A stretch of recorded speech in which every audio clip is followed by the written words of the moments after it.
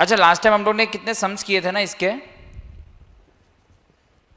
क्या बोलते हैं, एनपीओ का उल्टे सम्स किए थे ना लास्ट टाइम, उल्टे सम्स किए थे राइट। बेसो अवे करते चलो, 4 बजे तक तो करते। आज चैप्टर खत्म करना था ना, मैं बोला था ना आज मैं चैप्टर खत्म करके नेक्स्ट टाइम Jan 26 के साथ मर्ज कर दूंगा। हाँ मतलब अच्छे समझते हैं, करता हूँ चलो अभी, और क्या, आ जाओ।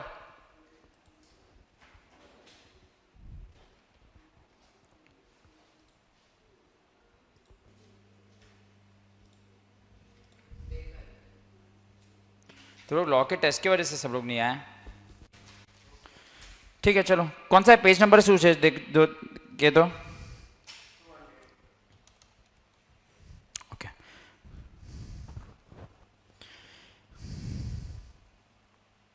Okay guys, very very important, सब लोग 5 स्टार मार्क करो।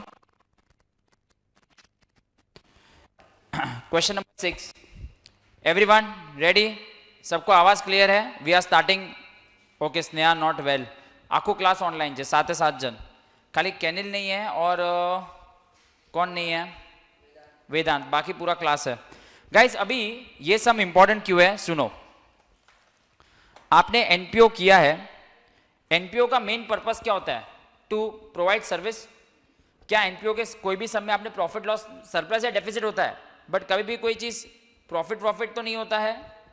वीडियो बराबर आ रहा है ना गाइस, तनिष्का बोल रही है स्क्रीन ग्रीन में है, बराबर आ रहा है video, video coming proper, okay छोड़ना है। तो काम करते गाइस, ये सब में इंपॉर्टेंट क्या देखते हैं, पहले काम करते हैं पूरे पेज का आप लोग आपको बनाना है इनकम एंड एक्सपेंडिचर अकाउंट और बैलेंस शीट। चलो वेरी इंपॉर्टेंट सम, ये 2 सम अभी मैं बैक टू बैक बहुत इंपॉर्टेंट करवाने वाला हूं। आप लोग पूरे पेज का बनाएंगे इनकम एंड एक्सपेंडिचर अकाउंट और पूरे पेज की आप लोग बनाएंगे बैलेंस शीट, फटाफट बनाइए चलो कर, क्या वांधो नहीं, अरे तू એટલો જ છે, उल्टू नहीं बट बहुत इंपॉर्टेंट सम है। I won't be writing today, I will listen and I will solve later, okay चलो। Income and expenditure account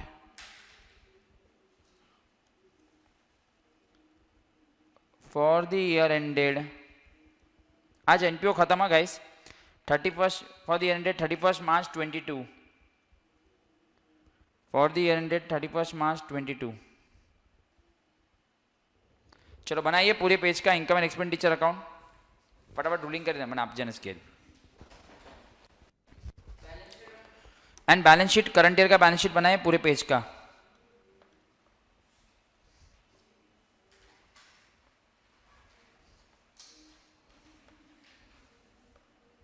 income and expenditure account पूरे पेज का बनाइए,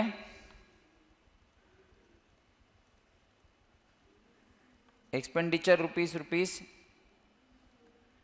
इनकम रुपीस और बैलेंस शीट पूरे पेज का बनाइए, बहुत ही मस्त सम है।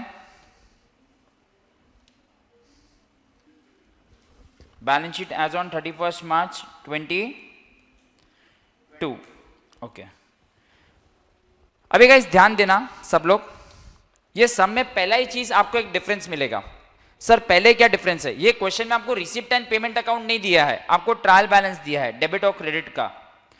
जो फाइनल अकाउंट्स में होता है ना वैसा आपको ट्रायल बैलेंस बना के दिया है। देखो ट्रायल बैलेंस हमेशा टैली होता है और कुछ एडजस्टमेंट्स दिए आपको, कुछ क्या दिए है, एडजस्टमेंट्स। सर तो ये सब में चलो रिसिप्ट एंड पेमेंट अकाउंट नहीं है, हम लोग काम करते हैं ऐसे ही, आप लोग मुझे बताएं कौन सी चीज कहाँ पे आएगी। ये क्रेडिट साइड होता है, जो क्रेडिट होती है वो तो आइदर आपकी इनकम होगी या लायबिलिटी होगी, और डेबिट जो डेबिट होता है वो आपका एसेट होता है या फिर एक्सपेंडिचर होता है। आई होप इतना सबको मालूम है। तो चलो एक एक काम करते हैं। सेमिनार एंड रिसीप्ट्स, आपको क्या लगता है what is seminar and receipts? Income, okay income. Consultancy receipts, income. Deposits दिया है, एनी नहीं डिपॉजिट दिया है और क्रेडिट साइड पे इट्स नॉट इनकम। डिपॉजिट अगर मेरे को कोई स्टूडेंट, अगर समझो आपने कोई हॉस्टल को डिपॉजिट दी है तो डिपॉजिट उसको वापस दे देनी पड़ेगी, it's your liability, it's your. Sir आपको क्यों लगा लायबिलिटी एसेट क्यों नहीं है, कौन से साइड पे दिया है? तो क्रेडिट साइड क्या होगी, either it will be your income और either it will be your liability. इतना तो गलत नहीं हो सकते हो आप। Capital fund of course liability, any fund is always your, any fund is your liability, simple, कोई भी फंड आपका लायबिलिटी होगा, all funds are your liability.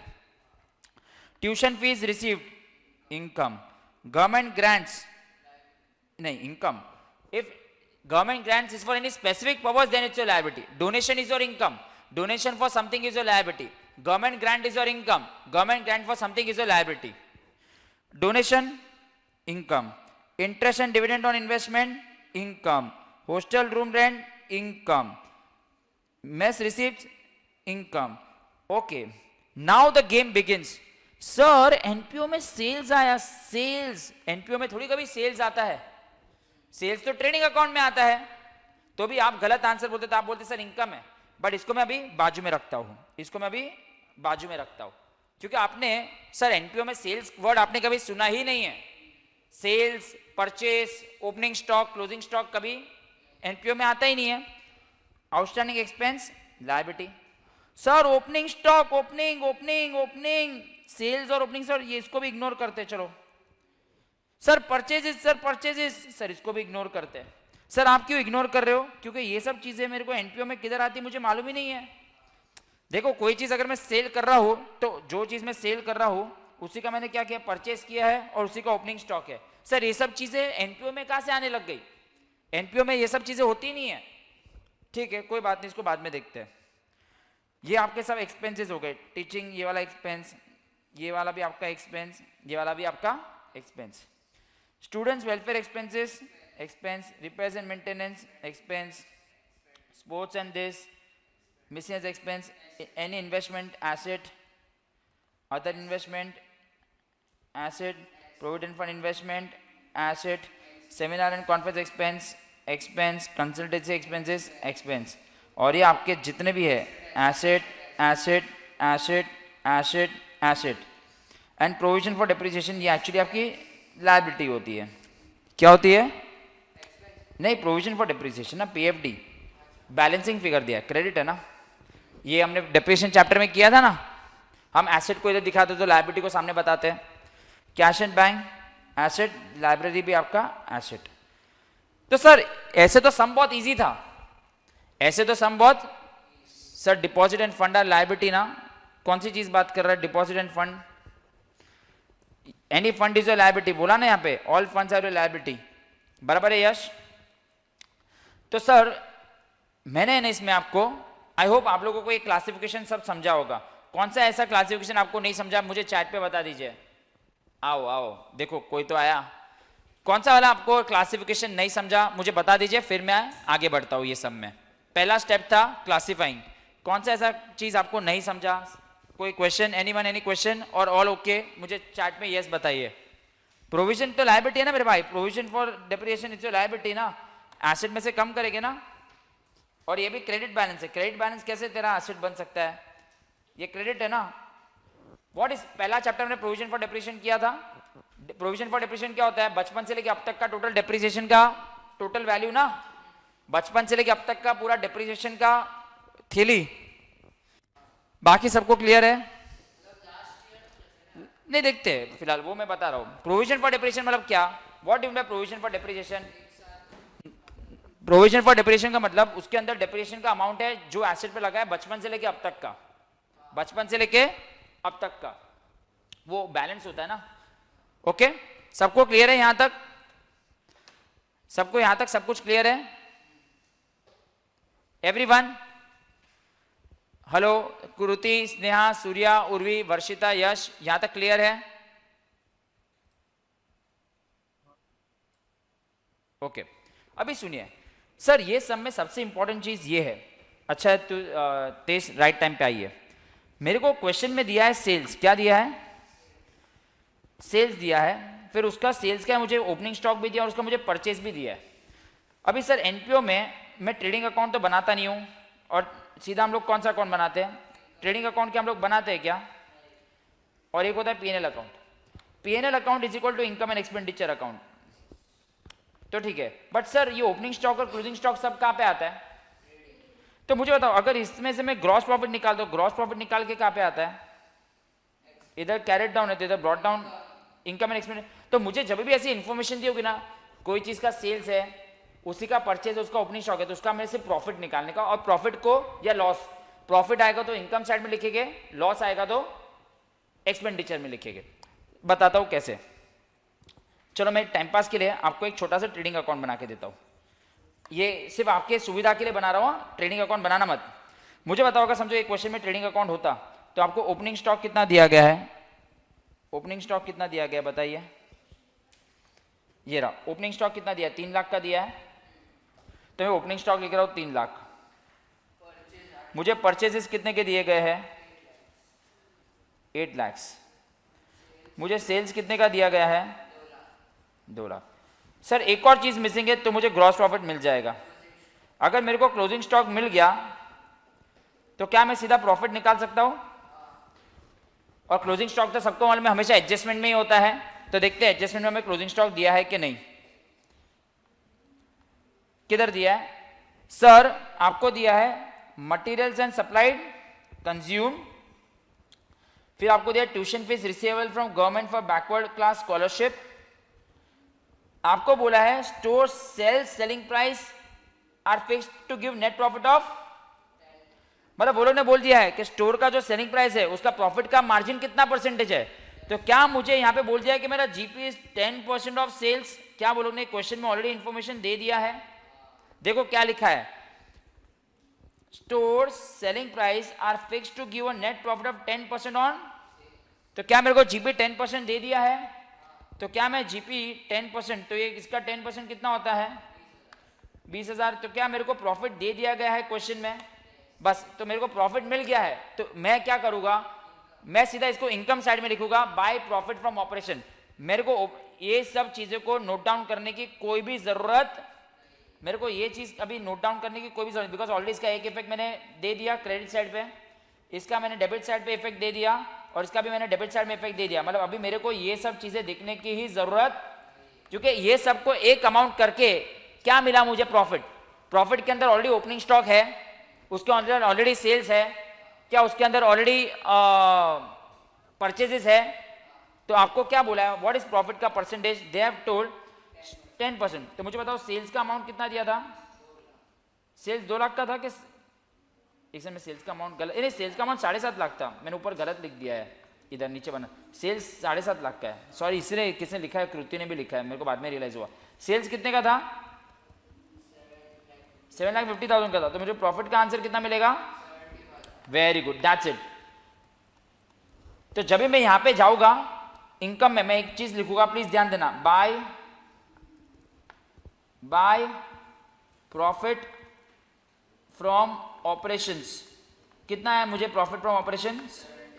बस सर, तो क्या अभी क्वेश्चन में जो ट्रायल बैलेंस में ओपनिंग स्टॉक दिया है, अब उसको किधर भी लिखने की जरूरत, परचेजेस किधर भी लिखने की जरूरत, सेल्स किधर भी लिखने की जरूरत नहीं है, क्योंकि वो ट्रेडिंग अकाउंट में ऑलरेडी आ गया है ना।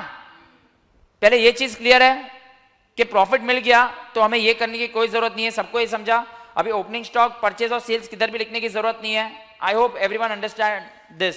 बताइए, बोलो क्लियर है? मुझे चैट पे यस लिखिए अगर समझ गया तो, सिर्फ चैट में यस लिखिए, चैट में यस लिखिए। मैं इसको वापस एक बार परफेक्टली बना के देता हूं। मैं ये सिर्फ वर्किंग नोट आपके सुविधा के लिए बना रहा हूं, ये वर्किंग नोट सिर्फ आपके लिए बना रहा हूं। ये ट्रेडिंग अकाउंट ऐसा बनाना मत, सिर्फ आपको इजी लगे इसलिए मैं ट्रेडिंग अकाउंट के फॉर्म में सिखा रहा हूं। बाकी ट्रेडिंग अकाउंट ऐसा है नहीं है, इसको टी फॉर्म में इसके लिए सिखा रहा हूं क्योंकि आपको वो समझे। तो मैं वापस एक वर्किंग नोट बना रहा हूं, ओनली फॉर स्टूडेंट्स बेनिफिट। एक ट्रेडिंग अकाउंट जैसा कुछ बना रहा हूं, वापस इसको लिखते हैं। सर क्वेश्चन में क्या दिया गया हमें, कितना दिया? ओपनिंग स्टॉक कितना बताया आपने? ओपनिंग स्टॉक 3 लाख, परचेसेस कितना बताया आपने? सेल्स कितना दिया आपको? 7 लाख। और आपको ग्रॉस प्रॉफिट आपने कितना निकाला? That is 10% of sales, that is 7,50,000, that is 75,000। बस इतना लिखिए, ये वर्किंग नोट ऐसे लिखिए। चलो सर प्रॉफिट तो आपको मिल गया, बट आपको क्लोजिंग स्टॉक भी निकालने की जरूरत है। यस सर, क्लोजिंग स्टॉक हमें कहां पे लिखना होता है? एसेट में। तो क्लोजिंग स्टॉक का एक इफेक्ट एसेट में वो दिखाना है, बट जो ट्रेडिंग अकाउंट के अंदर उसको दिखाने की जरूरत नहीं, बिकॉज वो भी प्रॉफिट के अंदर वो ऑलरेडी इंक्लूडेड। अभी आप ही देखो, अगर ग्रॉस प्रॉफिट से अगर आपको ट्रेडिंग अकाउंट पीएनएल अकाउंट से अगर सम बनाना है तो आप ओपनिंग स्टॉक का इफेक्ट दोगे क्या?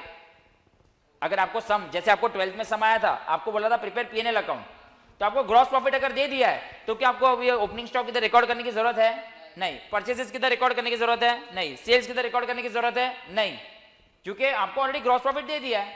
बट अभी मेरे को यहां से एक और चीज तो निकालना पड़ेगा ना। अभी ध्यान देना, लिखना मत, इसमें भी एक ट्विस्ट है क्लोजिंग स्टॉक निकालने के लिए। पहले सबको 75,000 क्लियर है? कृति, स्नेहा, सूर्या, उर्वी, वर्षिता, यश, बताइए, थम्स अप दे देना एक बार। वर्षिता यस बोल रही है, अदर्स फटाफट चैट पे लिखिए। उर्वी यस बोल रही है। ओके ग्रेट सर, तो आपने ये वाला एडजस्टमेंट सॉल्व कर दिया। कौन सा एडजस्टमेंट सॉल्व कर दिया सर? ये क्या लिखा? Materials and supplies consumed. तो सर ये ओपनिंग स्टॉक ऑफ मटेरियल था, ये क्लोजिंग स्टॉक, ये परचेज ऑफ मटेरियल था, इतना आपने बेच दिया। अभी कंज्यूम का मतलब क्या?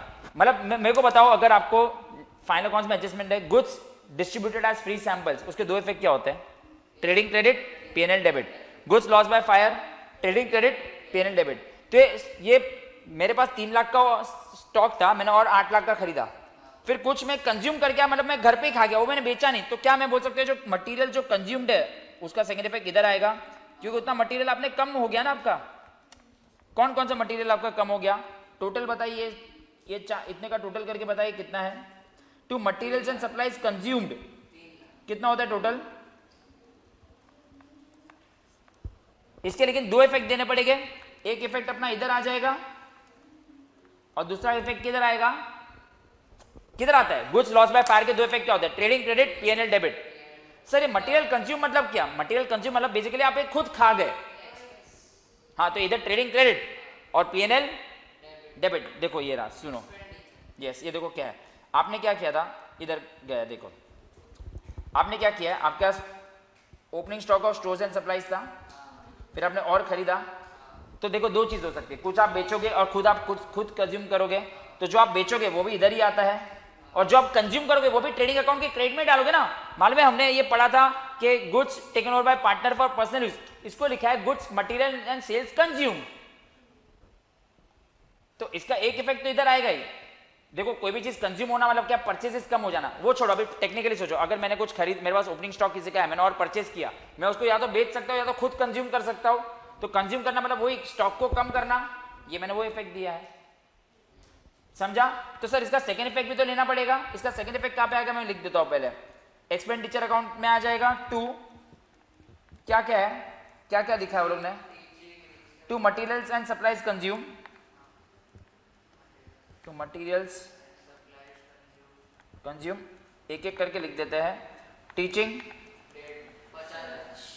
कितना है? 50,000। रिसर्च,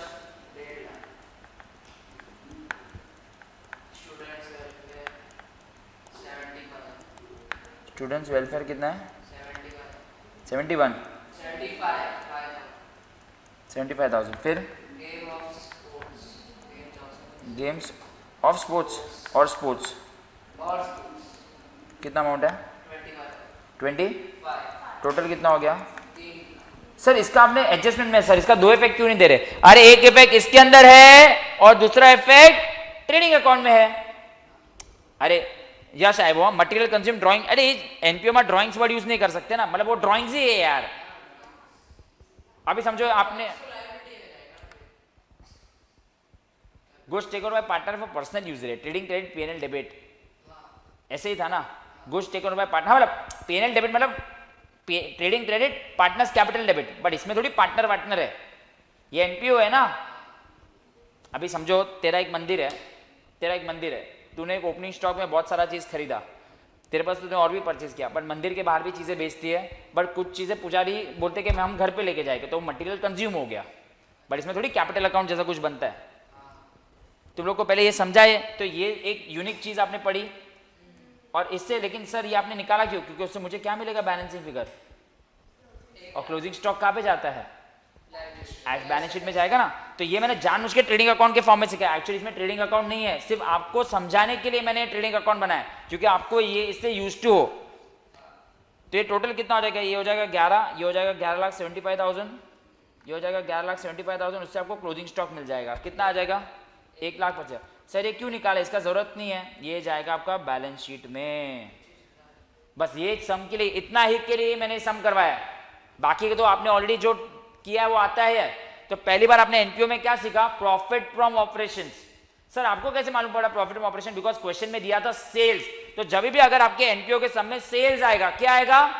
सेल्स आएगा, तो आपको सेल्स के साथ और उसके 2-3 रिश्तेदार दिए रहेंगे। सेल्स के साथ आपको दिया रहेगा ओपनिंग स्टॉक, आपको दिया रहेगा परचेजेस, आपको दिया रहेगा क्लोजिंग स्टॉक। इसमें क्लोजिंग स्टॉक नहीं दिया था तो जीपी दे दिया था।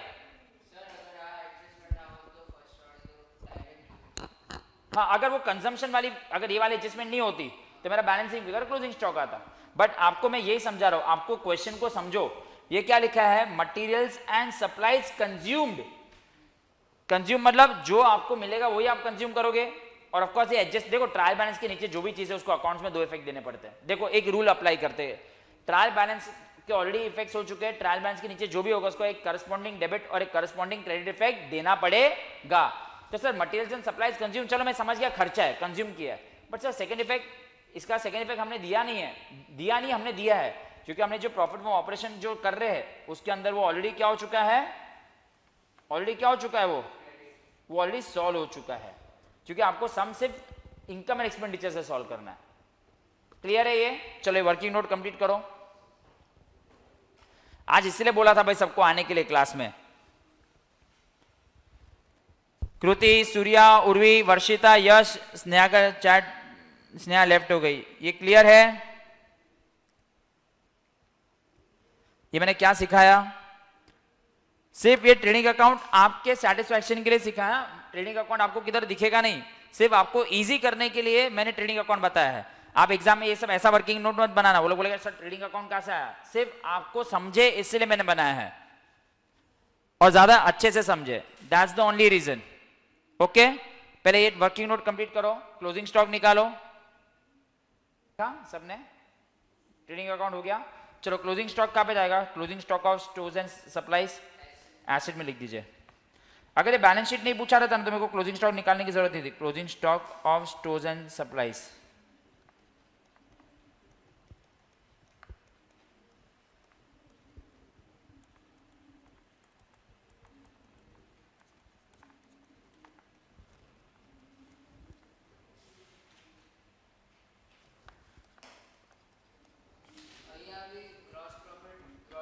ग्रॉस प्रॉफिट नहीं, profit from operation. Are you luck? Gross profit नहीं, अरे वो ग्रॉस प्रॉफिट सिर्फ आपको समझाने के लिए, आपको सिर्फ।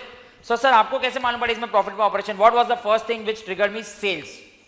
सर ओपनिंग स्टॉक और परचेज और क्लोजिंग स्टॉक तो आपने हर जगह देखा है। व्हाट वाज द पॉइंट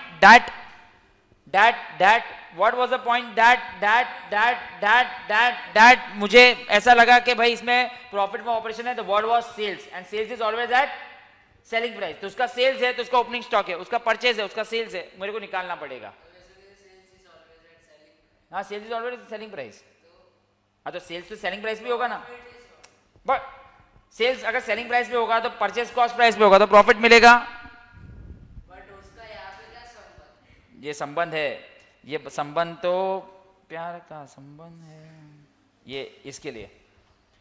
चलो, तो ये एक एडजस्टमेंट थी जो बहुत इंपॉर्टेंट थी। और कृति ने जो फोटो डाला है व्हाट्सएप पे, प्लीज वो ग्रुप का फोटो चेंज कीजिए, नहीं तो हम कृति का फोटो डाल देंगे। काय पण नहीं कुछ है, अभी नहीं, अभी मैं तेरे को ग्रुप में लिखा ना कि वेयर आर यू ऑल। चलो ये पॉइंट क्लियर सबको?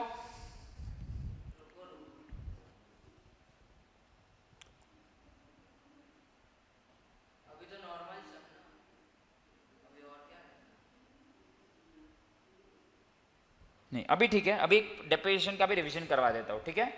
डेप्रिसिएशन का भी एडजस्टमेंट करवा देता हूँ, बाकी खाली पोस्टिंग है वो मैं ऐसा एक सम यहाँ पे करते, एक सम मैं आपको सेम देता हूँ खुद करने के लिए। अभी आया ये तो कर लो। चलो हो गया लिख के? ये हो गया एडजस्टमेंट सबका। अभी ये वाला इजी एडजस्टमेंट का ट्यूशन फीस रिसीवेबल, तो ट्यूशन फीस रिसीवेबल किधर है, ट्यूशन फीस ऊपर, उसमें एडजस्टमेंट है ट्यूशन फीस रिसीव्ड में दो इफेक्ट डाल दे के ये रहा। चलो ट्यूशन फीस रिसीव कितना हुआ है 8 लाख। चलो इनकम में लिखो, नहीं ये 8 lakh. Add outstanding, add outstanding कितना रिसीवेबल है, ट्यूशन फीस रिसीवेबल 80,000 है।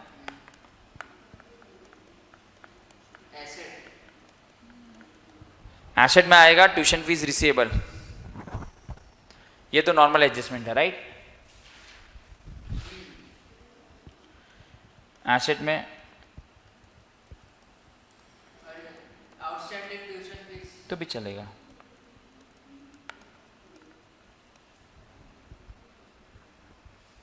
Tuition fees receivable okay. ये इजी एडजस्टमेंट था। सूर्या दो बार आ गया,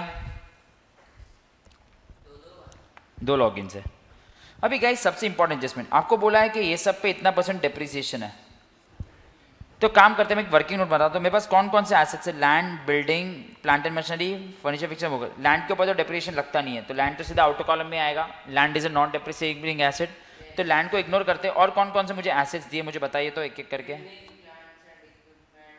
एक सेकंड बताना कौन कौन सा है, तूने बताया पहले एक बिल्डिंग दिया है,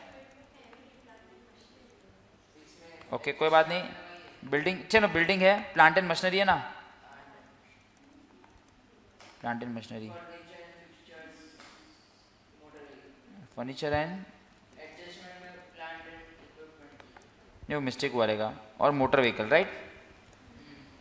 आपको सबको अगर मालूम है कि प्रोविजन फॉर डेप्रिसिएशन दिया तो सबकी कॉस्ट दे दी है, कितनी दी है, बिल्डिंग की कॉस्ट कितनी दी है, 16,000। लैंड को जाने दो, 16 लाख का ये है। 8,50,000। प्लांट एंड मशीनरी कितना है, 8,50,000, 6 लाख। और मोटर व्हीकल ये उसकी कॉस्ट है 1,80,000। इसमें से लेस करेंगे हम लोग प्रोविजन फॉर डेप्रिसिएशन। अब तक का इसमें कितना डेप्रिसिएशन लग चुका है, बचपन से लेके यस ये अब तक का डेप्रिसिएशन, मतलब एक ये साल का छोड़ के। सर ये साल का इसमें डेप्रिसिएशन नहीं लगा, वो आपको कैसे मालूम पड़ा, क्योंकि एडजस्टमेंट में दिया है। करंट ईयर का डेप्रिसिएशन लगा ना, अपनी भी बाकी है। तो अब लोग देखते हैं इसमें डेप्रिसिएशन कितना लगा है। बिल्डिंग में कितना लग चुका है, 4,80,000। इसमें अब तक कितना डेप्रिसिएशन लग चुका है, इसमें 5,10,000 अब तक डेप्रिसिएशन लग चुका है। इसमें 3,36,000 अब तक डेप्रिसिएशन लग चुका है। मोटर व्हीकल में अब तक को नहीं लगा। फिर करंट ईयर में भी हमें डेप्रिसिएशन चार्ज करना होगा। करंट ईयर में वो लोग ने क्या रेट ऑफ डेप्रिसिएशन दिया मुझे बताओ। इसमें कितना परसेंटेज बोला गया, 5%। फिर इसमें 10% बोला गया है, इसमें भी 10% बोला गया, और इसमें हाँ सर ऑन SLM मेथड बोला है। SLM मतलब नहीं काट के नहीं, SLM मतलब कॉस्ट पे लगेगा, SLM मतलब कॉस्ट पे लगेगा। चलो नीचे हाँ, तो इसका ये 80,000 हो जाएगा, इसका कितना हो जाएगा 10%, 85,000 हो जाएगा, इसका 60,000 हो जाएगा, और इसका 20% कितना हो जाएगा 36। अच्छा गाइस अगर मेरे को बताओ ना, अगर WDV मेथड बोला होता तो हम किस पे लगाते हैं, कॉस्ट माइनस PFD माइनस करने का जो फिगर आता है उसके ऊपर लगाते हैं। तो ये मेरा सीधा एसेट का आउटर कॉलम का फिगर आ गया सबका। मेरे को PFD नहीं दिखाना है, मेरे को सिर्फ एसेट में आउटर कॉलम का PFD, आपको PFD भी अलग से बता सकते हो, ये मैं अपना नॉर्मल मेथड यूज कर रहा हूँ, सिर्फ एसेट ही बताऊंगा सब कुछ माइनस करने के बाद। तो ये मुझे बताओ बिल्डिंग को सब कुछ माइनस करने के बाद आंसर कितना आ रहा है, 16 लाख में से ये दोनों माइनस करोगे तो कितना आ रहा है। एक बार मैं क्वेश्चन लेता हूं, मुझे कंप्लीट करने दो। 10,40,000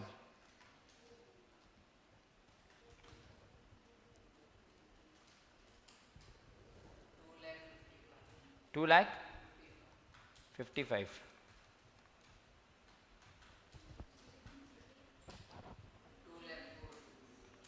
2,04,000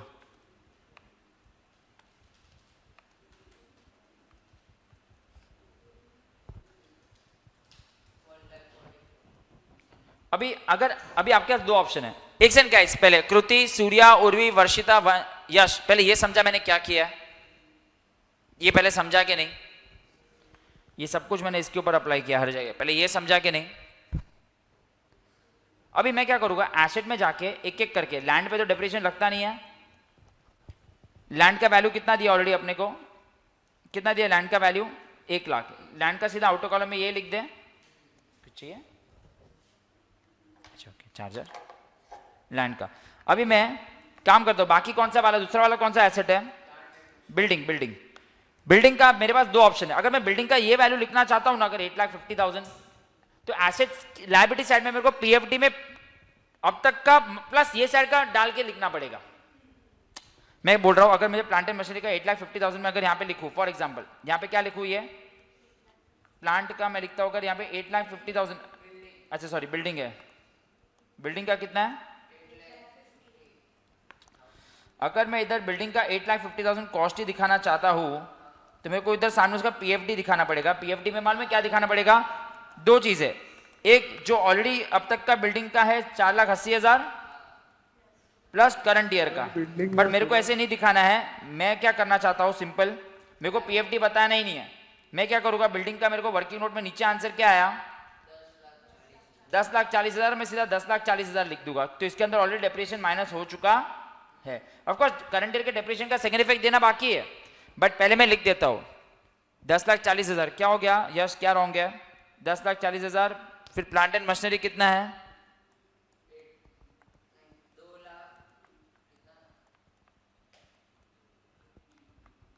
प्लांट एंड मशीनरी का कितना अमाउंट है, एक से उर्वी रेजो उर्वी, प्लांट एंड मशीनरी का अमाउंट कितना है, 2,55,000, फर्नीचर का कितना है, 2 लाख, फर्नीचर एंड फिक्चर्स का कितना है, 2,04,000, और मोटर व्हीकल का कितना आया, 1,44,000।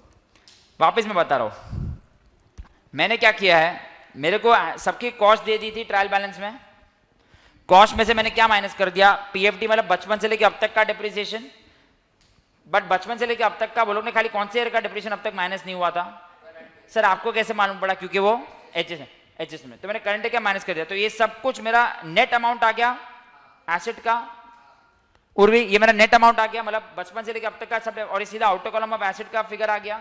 सिर्फ एडजस्टमेंट में ये था, तो मेरे को सिर्फ सेकंड इफेक्ट इसका देना बाकी है, और ये करंट ईयर का डिप्रिसिएशन का सेकंड इफेक्ट कहां पे आएगा, एक्सपेंडिचर अकाउंट में। अभी बताओ, बोलो उर्वी, मैं लिख देता हूं किसका कितना करंट ईयर का डिप्रिसिएशन था, टू डिप्रिसिएशन करंट ईयर में किस किस का था, बिल्डिंग का कितना था, बिल्डिंग का था 80,000, बिल्डिंग का 80,000, और क्या था, बिल्डिंग का 80,000, क्या प्लांट एंड मशीनरी का करंट ईयर का कितना था, 85,000, तीसरा क्या था, फर्नीचर फिक्चर्स का 60,000, फर्नीचर एंड फिक्चर्स कितना बना, फर्नीचर फिक्चर्स का 60,000, और नेक्स्ट क्या था, मोटर व्हीकल, तो आउटर कॉलम में टोटल 18 था कि 36 था, ये 36 था, ये 36, तो मेरे को बताओ टोटल आंसर कितना आ गया इसका डिप्रिसिएशन का। यश अभी तेरा डाउट लेता हूं मैं, टोटल करो, 2,61,000 सही है। चलो बाकी लोग कॉपी करेंगे और जिसको डाउट होगा वो लोग पूछेंगे, चलो आ जाइए, अभी सब नॉर्मल है। यश पूछ, वर्षिता, कृति, उर्वी, सूर्या, पहले आप लोगों को एक क्लियर है, अगर मैं कॉस्ट को ही अभी भी एसेट में बताता, मतलब 16 लाख, 8,50,000, 8 लाख, 6 लाख और 1,80,000 को अगर बैलेंस शीट में आउटर कॉलम में बताता तो मुझे लायबिलिटी में पीएफडी भी बताना पड़ता। सर पीएफडी कितना बताते हैं, जो ट्रायल बैलेंस में है वो प्लस करंट ईयर का, और करंट ईयर का सेकंड इफेक्ट देना बाकी है, वो सेकंड इफेक्ट भी देते हैं। क्लियर है उर्वी, तने खबर पड़ी? यस तू क्या पूछते तो मैंने,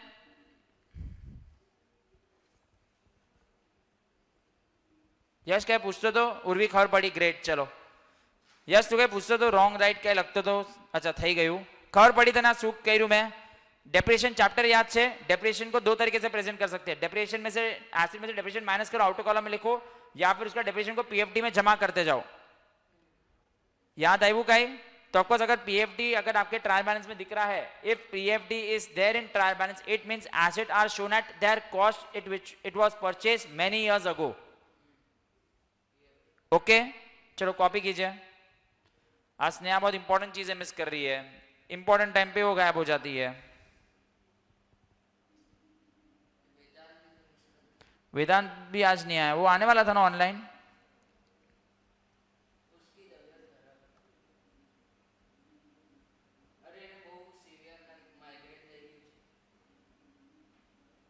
माइग्रेन सब लॉ पढ़ रहे हैं लकेश है।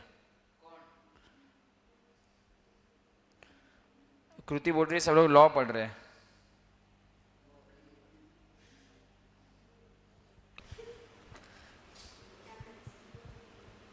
चलो अभी पोस्टिंग चालू करो। सर पोस्टिंग कैसे करेंगे? फटाफट आपको आता है पोस्टिंग, मैंने ऑलरेडी स्क्रीन पे डाल दिया है, आप लोग खुद करेंगे। चलो इतना लिख दिया, ये लीजिए पोस्टिंग करते जाइए और मेरे को फिर इनकम सरप्लस या डेफिसिट का आंसर बताइए। चलो पोस्टिंग सबको आना चाहिए, बट गाइस रूल क्या है? डेबिट वाली चीज या तो एसेट में आएगी या तो एक्सपेंडिचर में आएगी, और क्रेडिट वाली चीज या तो इनकम में आएगी तो लायबिलिटी। इतना तो कॉमन सेंस आप अप्लाई कर ही सकते हो ना। अभी काफी लोग को लगता है सर इधर डिपॉजिट्स है, किधर गया वो डिपॉजिट, किधर गया ये डिपॉजिट, हमें लगता है एसेट है। अरे डिपॉजिट का क्रेडिट बैलेंस है तो एसेट कैसे हो सकता है? डिपॉजिट का अगर क्रेडिट बैलेंस है इट्स योर लायबिलिटी, बट हमें डिपॉजिट मिली है, समझा? तो इतना तुम्हें भणसो तो इजी लगेगा। चलो फटाफट करिए और मुझे ये निकाल के बताइए सरप्लस या डेफिसिट। चलो स्नेहा और कौन हो सकती है? क्या बोला रे? उसने आवाज चेंज करके बोला, मर्द के आवाज में इंसान। स्नेहा को हमने क्यों बोला कि इधर का स्पीकर चल रहा है? सॉरी एक second, sorry. Government grants income है। Yes yes, government grant income, government grant भी इनकम है, डोनेशन भी इनकम है, but anything for specific purpose becomes your liability. Any fund is your liability.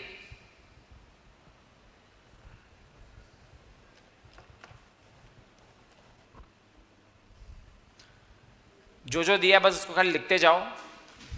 Main दो ही एडजस्टमेंट के लिए मैंने सम करवाया था आप लोगों को। एक एडजस्टमेंट इंपॉर्टेंट था, डिप्रेशन वाला तो इजी था, उसमें ज़्यादा टेंशन नहीं है। सर आज ब्रेक नहीं आओ, फटाफट खत्म कर। हाँ हाँ आज चैप्टर खत्म करते हैं, बस चैप्टर खत्म हो गया आप लोग जाओ। फिर खाली कंपनी अकाउंट्स में बोल रहा हूँ ना, वो जैन 26 के साथ मैं करवाता हूँ आपको।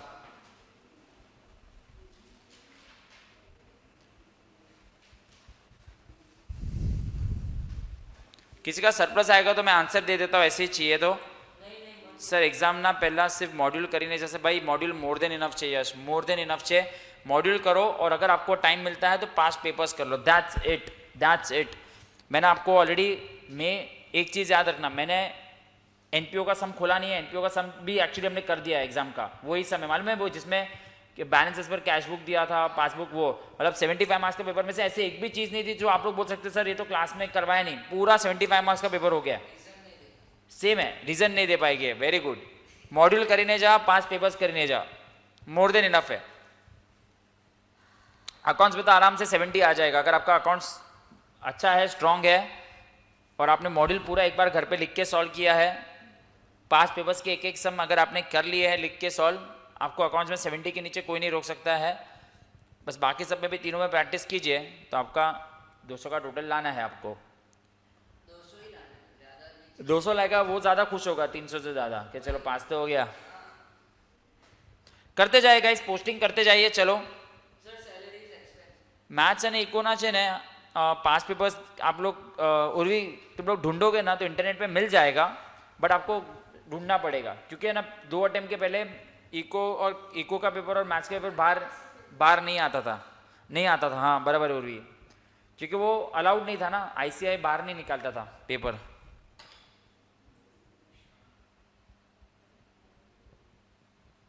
अकाउंट्स एंड लॉ का मिल जाएगा 5 पेपर्स का गूगल। કાલે સર છે ને કાઢતા લોન એમ ટોસના પછી જોયું તો જોયું કે બેટિંગ આવી પહેલા તો મેં તો કીધું 2-3 વિકેટ તો ચલી જાएगी पहले सेशन में, तो मैं तो सही गई बीजी तो पूछा नहीं, अगर पूछा तो वो कही दे वो रोहित को आउट देखने की आदत हो गई ना, साइड सिचुएशन बैड लग। जाता है आउट हो क्या आ जाता है, रोहित आउट हो क्या आ जाता है, 2 लोग नहीं थे, रोहित जो इन स्विंग नहीं खेल सकता है और वो जो और विराट कोहली 5वें स्टंप पे खेलता है। कल बहुत मीम बन रहे थे दोनों के। पता है इंडिया वाले मिस नहीं कर रहे, ये लोग दोनों को इंग्लैंड वाले मिस कर रहे हैं। वो बेंच स्टोर बोलता है मजा ही नहीं आएगा खेलने को। ये अपना हो गया है, इसको ये सॉल्व हो गया है, इसको अभी सॉल्व मत करना। और गाइस इसको अभी सॉल्व करने की जरूरत नहीं है। कौन सी चीजों को हाथ मत लगाना? सेल्स ऑलरेडी सॉल्व हो चुका है, ओपनिंग स्टॉक और परचेज ऑलरेडी सॉल्व हो चुका है भाई लोग, बराबर ना? इसको इफेक्ट मत देके आना, जो ग्रीन में किया है वो ऑलरेडी प्रॉफिट के अंदर आ चुका है। चलो किसका आंसर आ रहा है मुझे बताइए, किसका कोई आंसर आया? सरप्लस या डेफिसिट?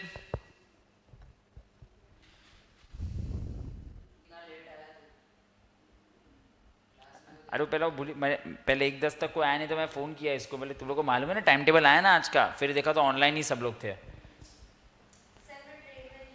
और नहीं मुझे भी मालूम नहीं था, फिर मैंने इसको कॉल किया, व्हाट्सएप कॉल किया, बोला आज नहीं तो वर्षिता यूजुअली आ जाती है, स्नेहा आ जाती है। ये था you know already solve, provision for depreciation वो सब सॉल्व हो गया।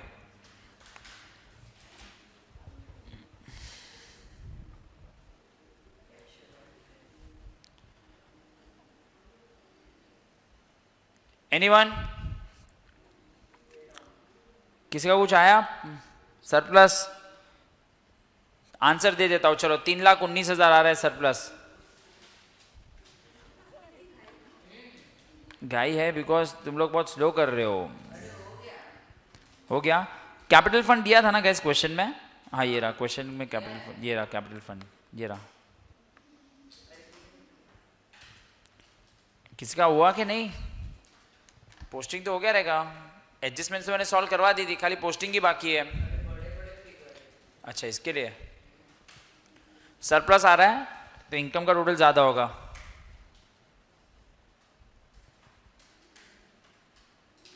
कितना है?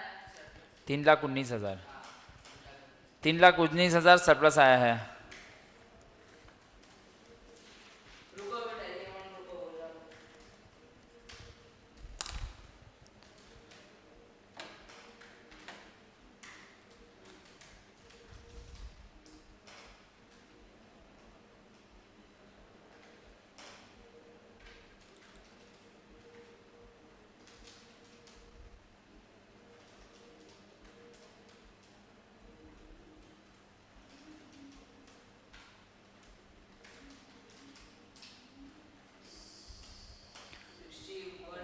लाख 10,000, 61,10,000। हाँ किसका भी नहीं आया ऑनलाइन में? इधर हो गया भाई बैलेंस शीट टैली। सर કેટલું આવે છે? सरप्लस 3,19,000। कितना नीट मेरा हो सकता है? फर्स्ट बुक फर्स्ट पेज है ना इसके लिए। क्या हो गया वर्षिता, आपका भी नहीं आया? 3,19,000। ટોટલ અમાઉન્ટ वर्षिता, कृति, उर्वी, सूर्या, स्नेहा तो आज लिख नहीं पा रही है। आया? ओके मेरे पास कैनिल नहीं है ना।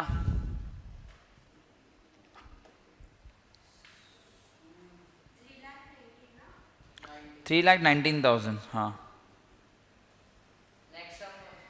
को इस हाथे करवाનું છે। डन। 3,19,000 किस किस का आया? वर्षिता का आया, सूर्या का आया और किसका आया? 3,19,000 सरप्लस और balance sheet tally at 61,10,000।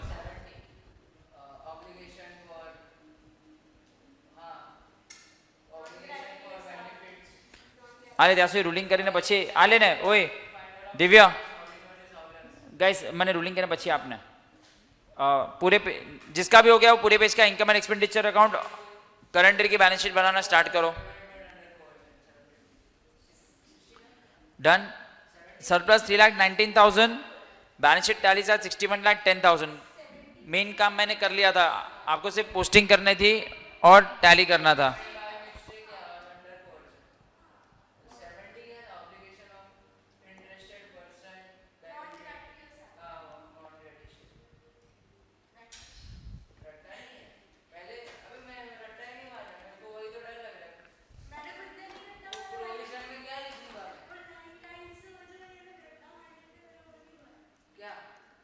Sir मैंने गलती से 3,19,000 को 3,90,000 समझा था। 3,19,000 3,319 ना? हाँ 319 आ रहा था मेरे को। 319 ही तो लिखा और है, मैंने किधर गया? मैंने मैंने 19 को 90 समझा था। 31911 ये रहा हाँ 319। हाँ हाँ हाँ। अच्छा गाइस, इस ये सम का रूलिंग करके दिया बट बराबर नहीं किया, हम लोग पूरा लिखेंगे, इसमें बहुत कचरा बराबर के दिया। बहुत ही अच्छा समय। फिफ्थ सम को वेरी इंपॉर्टेंट मार्क करो 5 स्टार। इसमें भी आपको बनाना नहीं, आमा नहीं बराबर नहीं, आप लोग पूरा बनाओ 5 स्टार दो। इसमें आपको बनाना है पूरे पेज का income and expenditure account and 2 balance sheet, सब कुछ बनाना है। लास्ट ईयर की बैलेंस शीट, करंट ईयर की बैलेंस शीट, पूरे पेज का income and expenditure account, current year की बैलेंस शीट और लास्ट ईयर की बैलेंस शीट। चलो क्वेश्चन 5 वेरी इंपॉर्टेंट देજો ना तारो થઈ ગઈ છે રૂલિંગ કરંટ ઈયરની બેલેન્સ શીટ લાસ્ટ ઈયરની બેલેન્સ શીટ। आज रूही भी नहीं चलेगा, अभी तो एक ही समय है, आज रूही भी एब्सेंट है। नेक्स्ट वीक में देखते हैं तुम लोग का टाइम टेबल कैसे शेड्यूल होता है। नेक्स्ट वीक में मेरा तुम लोग के साथ मंडे टू थर्सडे में शेड्यूल होगा, बस फ्राइडे सैटरडे तो नहीं हूँ मैं, इसीलिए तुम लोग का देखते हैं। नहीं भाई, अरे आर्टिकलशिप क्या था वो ऑफिस वाले के साथ कुछ लोगों ने रिट्रीट रखा है। मैं जिधर रिट्रीट, अरे वो हम लोग जहाँ पे आर्टिकलशिप किया रहा था ना सीए का, वहाँ पे ऐसी टाइम पास बाहर नहीं, अभी वो तो आर्टिकलशिप करके तो बहुत टाइम हो गया।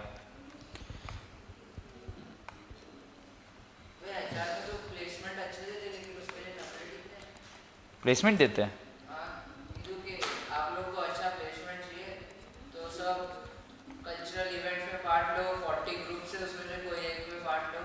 जब तुम लोग टीवाई में आओगे तो हम लोग तुम लोग को प्रेसिडेंट वाइस प्रेसिडेंट का पोस्ट अपॉइंट करेंगे, और उस पे अगर तो सीए का पढ़ाई कौन करेगा? भाई उस पे अगर अच्छा किया तो आपको प्लेसमेंट तो सीए का पढ़ाई करके प्लेसमेंट वाले सामने से बुलाइए।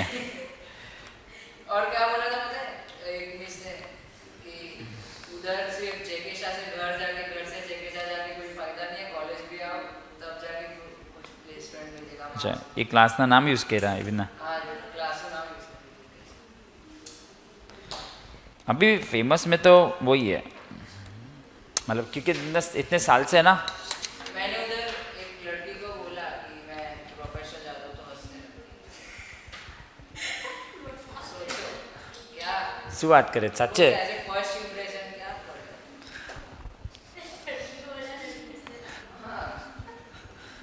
तो वो किधर जाती है? वो उधर ऊपर जाती रहेगी इसके लिए। हाँ अरे महंगा नहीं है, वो महंगा का कारण है बिकॉज ऑफ उनने बोलते हैं ना, दो लोगों की लड़ाई में तीसरे का फायदा होता है। लेकिन उसका ये भी अच्छा है, इंटीरियर सब अच्छा है। हाँ वो सुन ले नहीं, लेकिन वो सुना मैंने। अरे उधर लो साउंड पे गाना चलता रहता है तो बच्चों का मन रहता है पढ़ने के। रिसेप्शन में? हाँ रिसेप्शन में कि क्लास के अंदर? रिसेप्शन में, क्लास में रिसेप्शन में तो मैं हनुमान चालीसा भी चला होगा, बजाओ बजाओ, भगवान का नाम लेके भाई, भगवान बच्चों को पास कर दो। वही दिन आ गए। चलो गाइस, वेरी इंपॉर्टेंट सम, फटाफट पूरे पेज का इनकम एंड एक्सपेंडिचर अकाउंट, बहुत ही इंपॉर्टेंट सम है। आज मैं आपको back to back profit from operation वाले सम्स करवा रहा हूं। फटाफट रूलिंग कर दीजिए। इनकम एंड एक्सपेंडिचर अकाउंट पूरे पेज का, करंट ईयर की बैलेंस शीट, मैं तो रफ में लिख रहा हूं, करंट ईयर की बैलेंस शीट 31 मार्च 22 है, मैं ऐसे लिख देता हूं 31 मार्च 22, और लास्ट ईयर की बैलेंस शीट 1 अप्रैल 21, ये लास्ट ईयर की बैलेंस शीट हो गई। चलो question number 5, question number 5 page number है 192। सो गाइस, ये वाले क्वेश्चन में आपको रिसीव एंड पेमेंट दिया है एज यूजुअल नॉर्मल सम। काम करते हैं, सबसे पहले सब्सक्रिप्शन को सॉल्व कर देते हैं, सब्सक्रिप्शन पे फोकस करते हैं क्योंकि मेरा आदत है पहले सब्सक्रिप्शन को सॉल्व करना। आपको सब्सक्रिप्शन लास्ट ईयर का ओपनिंग बैलेंस दिया, लास्ट ईयर का आउटस्टैंडिंग दे दिया है, और सब्सक्रिप्शन की टोटल इतनी एडजस्टमेंट है। चलो सब्सक्रिप्शन को खाली करें। चलो लेट्स सॉल्व सब्सक्रिप्शन। कितना दिया रिसिप्ट में अमाउंट? 202750। आ जाइए।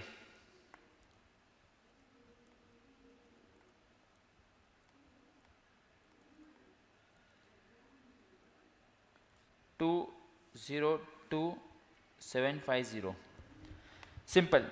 सर जो लास्ट ईयर का आउटस्टैंडिंग है वो पैसा ये साल को बिलोंग करता है कि लास्ट ईयर को, तो इसको माइनस करेंगे।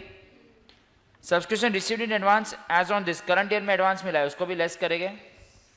और outstanding subscription for current year उसको हम लोग क्या करेंगे ऐड। आई थिंक ये तो ईजी है, सब्सक्रिप्शन फटाक से हो गया। Subscription is very easy right. तो चलो लेस, हाँ और इसका सेकेंड इफेक्ट भी देते जाएंगे। ये क्या 31,322 है ना, तो मेरा लेस आउटस्टैंडिंग लास्ट ईयर 2021 कितना आउटस्टैंडिंग था लास्ट ईयर 12,000 को माइनस करेंगे। फिर नीचे क्या क्या है उसको भी करेंगे। Subscription received in advance less prepaid, next year के लिए प्रीपेड आ गया ना, 22-23 के लिए आ गया। जो ये साल करेगा उसको ऐड, जो चीज़ करंट ईयर को बिलोंग करेगी वो ऐड। खर्चा होगा ये साल का एक्सपेंस है नॉर्मल समझ, करंट ईयर का एक्सपेंस है, करंट ईयर का है तो ऐड, करंट ईयर का नहीं तो माइनस, जो भी है। और ये subscription outstanding for current year वो करंट ईयर को बिलोंग करता है, add outstanding current year.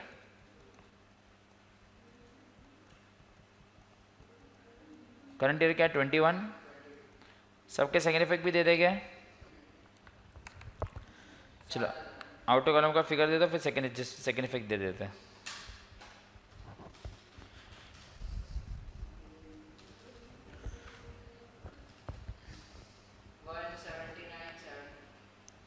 One 179, चलो सबके सेकेंड इफेक्ट देते जाते हैं।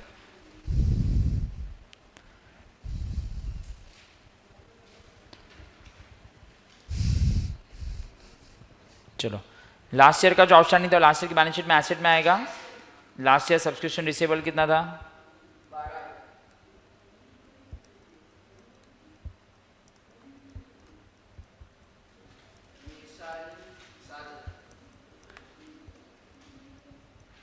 लास्ट ईयर 12,000 मिलना बाकी था। करंट ईयर के में आउटस्टैंडिंग कितना है 7 और प्रीपेड 18, करंट ईयर का आउटस्टैंडिंग 7,000 है ना। Subscription received in advance, subscription received in advance चलता है बट हम लोग ये वर्ड यूज़ करते हैं ज़्यादा करके। Subscription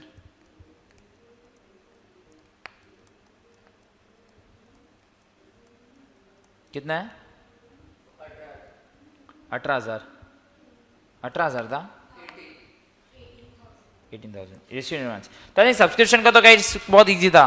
Kriti, Sneha, Surya, Urvi, वर्षिता, Yash, subscription easy. I think ये तो हम लोग बहुत बार कर चुके हैं यार, हम लोग ने 9-10-11 सम्स कर चुके हैं इजी पक्का। सूर्या यस बोल रहा है, कृति यस थम्स अप दिखा रही है, अदर्स ओके बाकी लोग Urvi okay.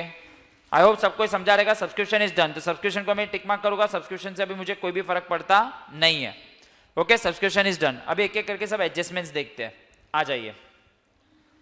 Outstanding expenses salaries and electricity, sir ये तो इजी से मैं आप क्यों इसको इंपॉर्टेंट दे रहा हूँ, ये भी इजी एडजस्टमेंट है। Outstanding salary, outstanding electricity bill किधर गया, सैलरीज कितना दिया है और इलेक्ट्रिसिटी का बिल कितना है। इलेक्ट्रिसिटी कुछ है क्या इधर, ये रहा।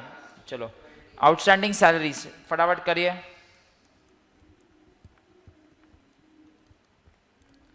सैलरीज कितना है 1,20,000।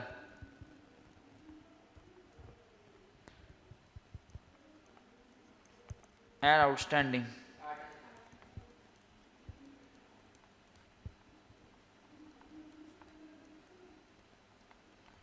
और एक और चीज आउटस्टैंडिंग है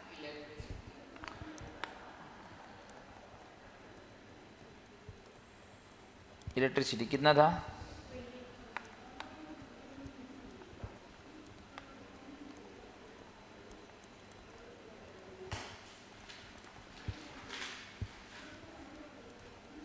आउटस्टैंडिंग कितना है वो 15,000। ये तो भी इजी एडजस्टमेंट था।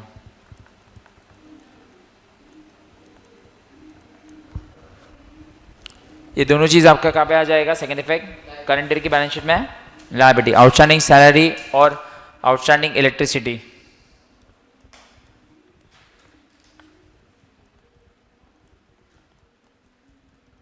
अंडरलाइन कर देता हूँ।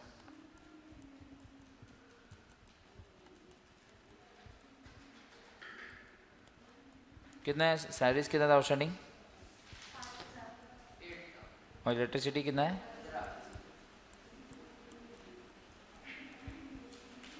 ठीक है, चलो ये एडजस्टमेंट भी इजी था। अभी आ जाइए, अभी ये एडजस्टमेंट्स क्यों इंपॉर्टेंट है, ये सम क्यों इंपॉर्टेंट है, उसका पॉइंट नंबर 1 यहाँ से स्टार्ट होता है, स्टार मार्क करेंगे।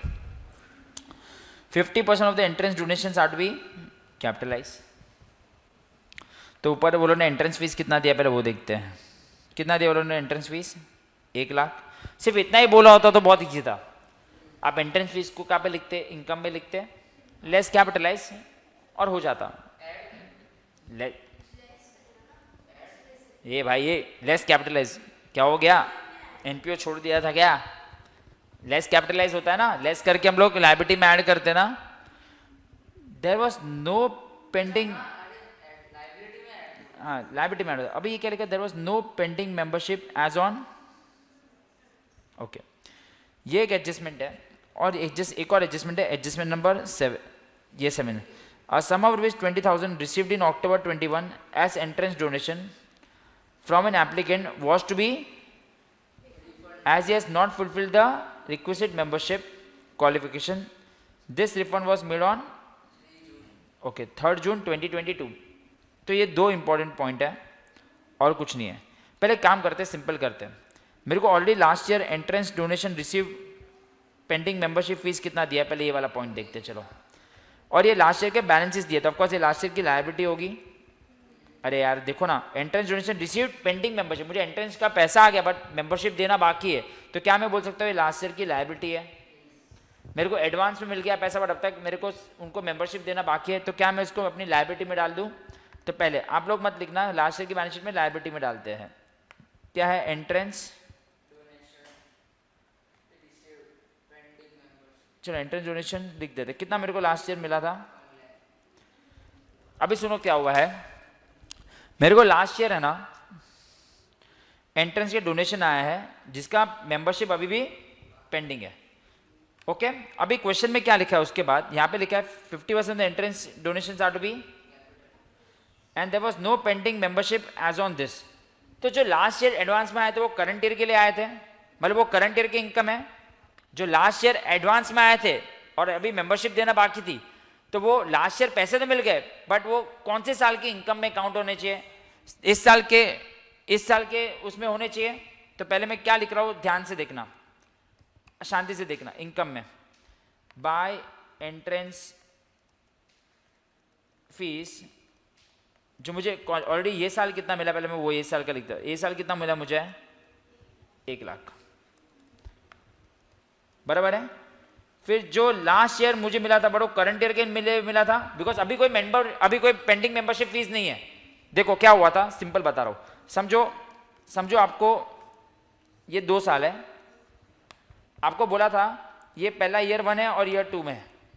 आपने यहाँ पे मेंबरशिप के 1 लाख रुपए दे दिए बट अब तक मेंबरशिप देना बाकी है, पेंडिंग। तो ये सिंस मैंने मेंबरशिप नहीं दी तो मैंने पूरा का पूरा लास्ट ईयर लायबिलिटी में दिखाया।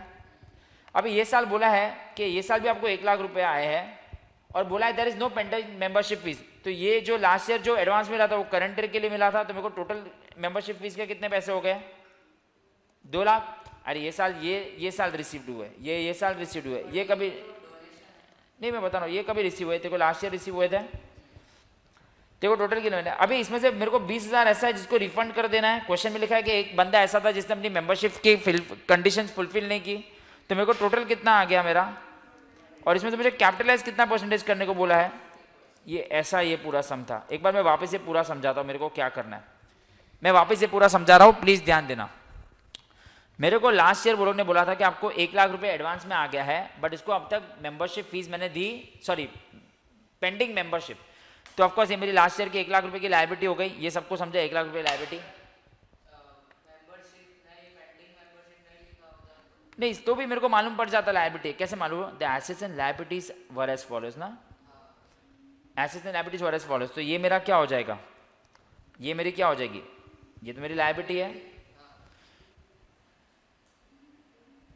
क्या ये मेरी लायबिलिटी है? पहले ही समझा। अभी क्वेश्चन में क्या लिखा है 50% of the entrance fees are only to be capitalise.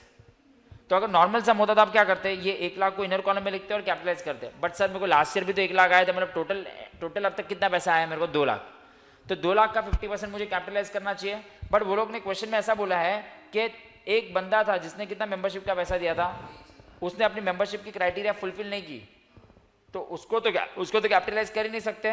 तो देखो मैं फॉर्मेट कैसे बना के दे रहा हूं, शांति से देखना। एड रिसीव्ड लास्ट ईयर, तो मुझे एंट्रेंस फीस के टोटल कितने पैसे आ गए 2 लाख। फिर इसमें से मुझे बोला है मुझे 20,000 रुपये क्या करने हैं, रिफंड करने हैं। कितना करना है मुझे रिफंड, तो इसको भी मुझे लायबिलिटी में दिखाना पड़ेगा रिफंड, क्योंकि करंट की बैलेंस शीट में लायबिलिटी में दिखाना है। अमाउंट कितना आ गया, और इसमें मुझे कैपिटलाइज कितना करना है,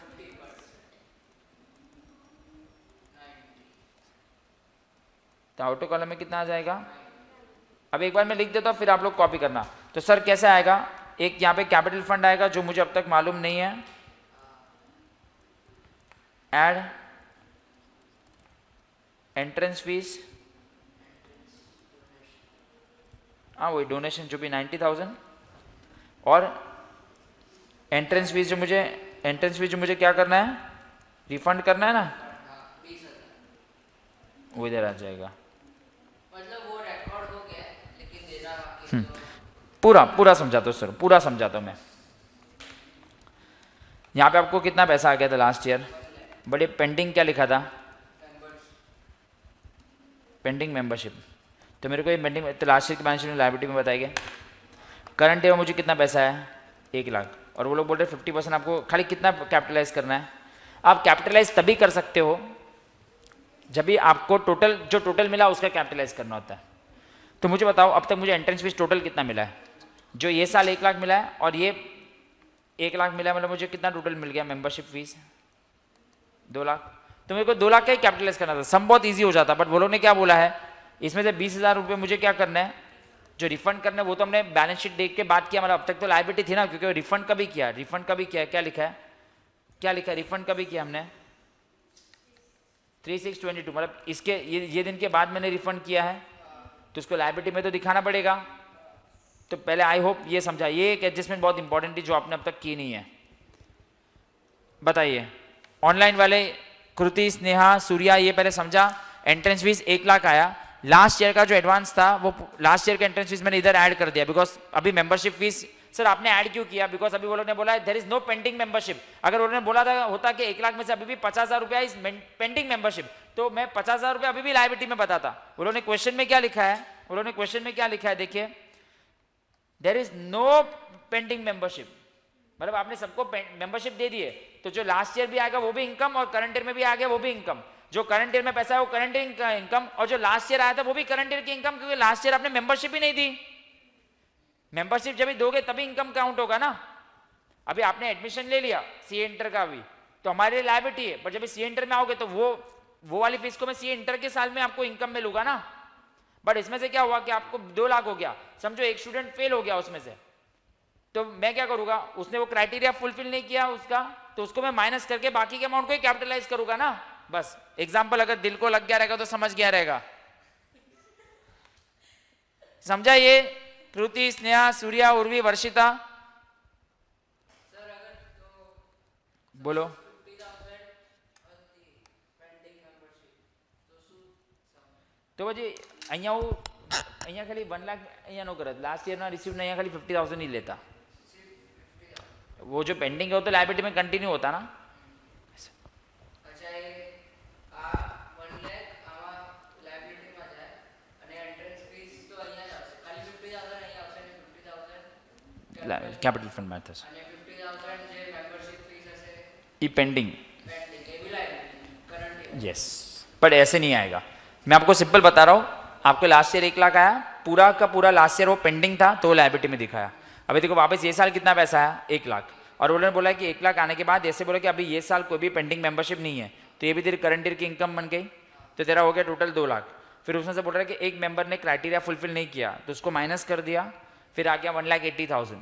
1,80,000 में से वो लोग ने कैपिटलाइज खाली कितना करने को बोला है तो उतना मैंने किया। और ये दोनों चीज़ तेरी लायबिलिटी में आई। कौन सी दोनों चीज़ तेरी लायबिलिटी में आई? ये जो रिफंड करना है वो भी लायबिलिटी और कैपिटलाइज करना है वो भी लायबिलिटी। ये वाला एडजस्टमेंट और कोई सब में मिलेगा नहीं। तो क्या हो गया कृति? कृति है, बोलो क्या हो गया आपने? ये वाला part receive last year pending membership ऐसा लिख देता हूँ। Receive last year pending membership.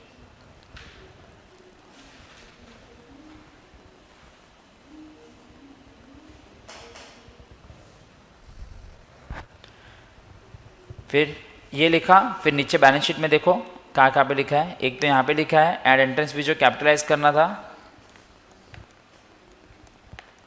और एक ओपनिंग में भी जाएगा, ओपनिंग में 1 लाख जाएगा। और ये रहा ना रिफंड। हाँ ओपनिंग में तो जाएगा ना 1 लाख। लास्ट ईयर की बैलेंस शीट में तो 1 लाख था ही।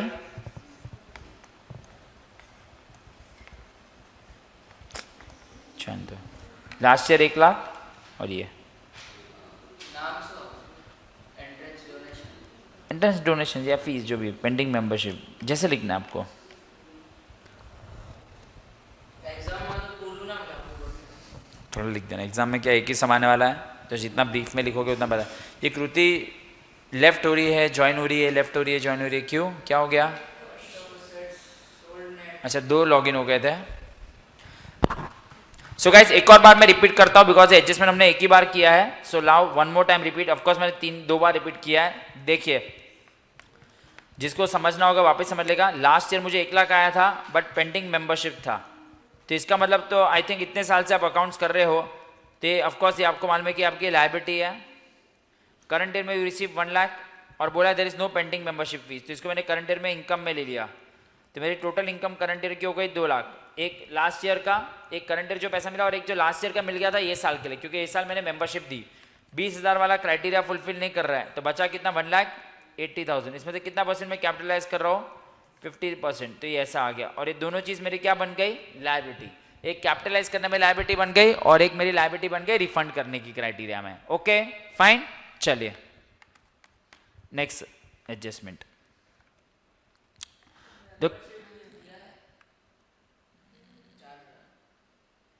मेंबरशिप फीस मैं समझा नहीं, करते ना चलो ना। The cost of asset sold was 10,000। मैंने first day of the year को ही कॉस्ट ऑफ एसेट सोल्ड दिया था, उसकी कॉस्ट दी है। तो ऑफकोर्स मैंने बेचा होगा तो रिसिप्ट में लिखा ही होगा। हाँ सेल ऑफ एसेट मैंने 10 लाख वाला कॉस्ट वाला कितने में बेचा? इसकी कॉस्ट कितनी थी? बट मैंने बेचा कितने में? तो पहले तो काम करते हैं, मेरे फिक्स एसेट लास्ट ईयर लिख देते। मेरे पास लास्ट ईयर में फिक्स एसेट कितने के थे? तो पहले लास्ट ईयर की बैलेंस शीट में 5 लाख लिख दें। अरे होगा तो बेचेंगे ना। तो लास्ट ईयर मेरे पास 5 लाख के फिक्स एसेट थे, लिखिए।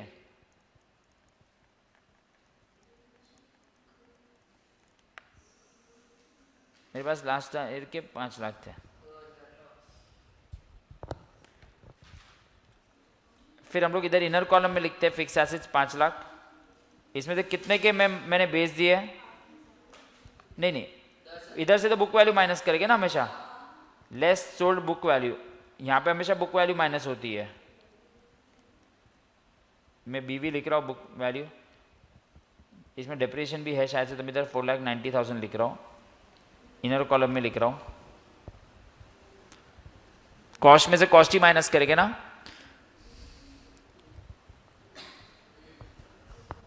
और कितने में बेचा मैंने? 10,000 वाला कितने में बेचा? 8,000 में बेचा। तो मुझे 2,000 का क्या हो गया? आई थिंक ये वाला एडजस्टमेंट हमने काफ़ी टाइम किया हुआ है, आपने 12th में भी काफ़ी टाइम किया हुआ है। To loss on sale of asset, asset fix asset 10,000 minus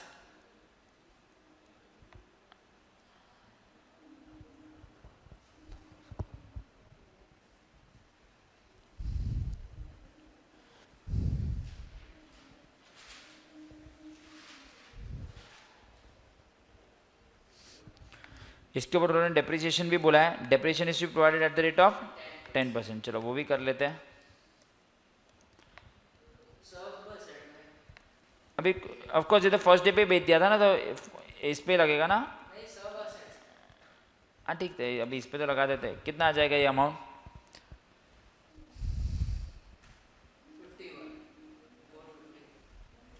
4 lakh 4,41,000।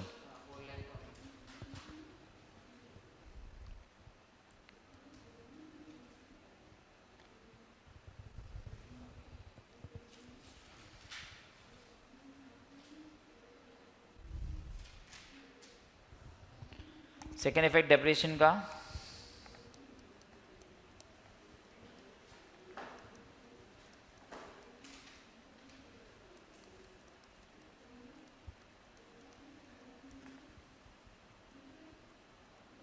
$49,000।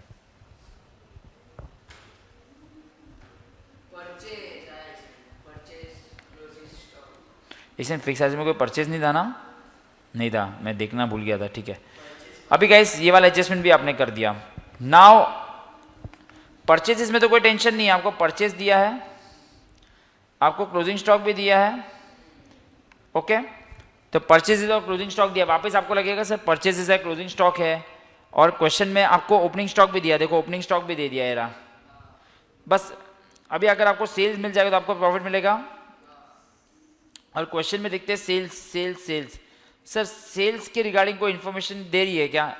ये रहा रिसीप्ट्स। रिसीप्ट मतलब पैसा है ना, सेल्स मतलब इधर ही होगा ना। सुनो सुनो, रिसीप्ट ना, रिसीप्ट मतलब, अरे सेल्स मतलब रिसीप्ट ना। अभी काम करते हैं गाइस, ये क्वेश्चन में भी आपको प्रॉफिट वाला एलिमेंट मिल रहा है। सर कैसे मालूम पड़ा? ऐसा कौन सा चीज आपको दिया है? चलो ऐसे रिसीप्ट कुछ नहीं बोला तो हम इसको इनकम में लिख देते हैं, ऐसे तो कुछ नहीं बोला तो हम इसको इनकम में लिख देते, राइट। बट आपको क्वेश्चन में कौन कौन सी ऐसी इन्फॉर्मेशन दी जो आपको तंग कर रही है? ये रहा, ओपनिंग स्टॉक दिया है, ओपनिंग स्टॉक दिया है, उसी का क्लोजिंग स्टॉक भी दिया है, और उसका परचेज भी दिया है। Purchase is made in the year, value of closing stock दे दिया है। ओके, तो काम करते सर इसमें भी हम लोग को वही टाइप की चीज आ गई, प्रॉफिट वाले एलिमेंट। तो काम करते एक छोटा सा ट्रेडिंग अकाउंट बनाते हैं वर्किंग नोट में, देखते हैं क्या क्या कर सकते हैं। छोटा सा ट्रेडिंग अकाउंट बनाओ तो लेट्स सी क्या क्या दिया है।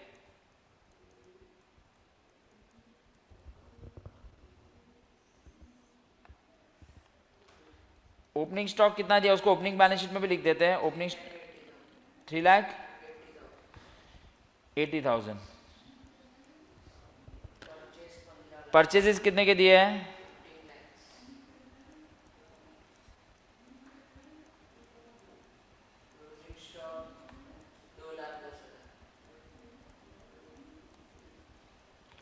क्लोजिंग स्टॉक कितना दिया है? ओके, और बाय सेल्स के लिए आपको टोटल के रिसिप्ट्स के मुझे बताओ टोटल कितने हैं? ये 1 2 3 4, चार का टोटल करो।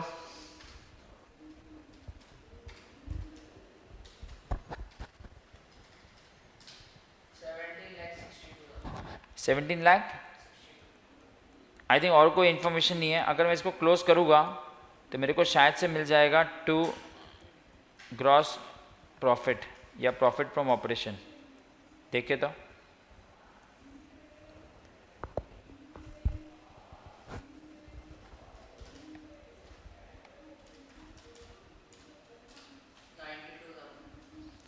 तो इसमें भी ये क्या आ जाएगा मेरा profit from operation.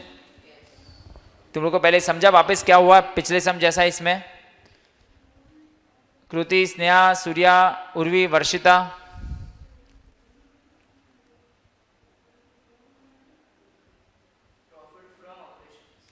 Profit from operation आया ना।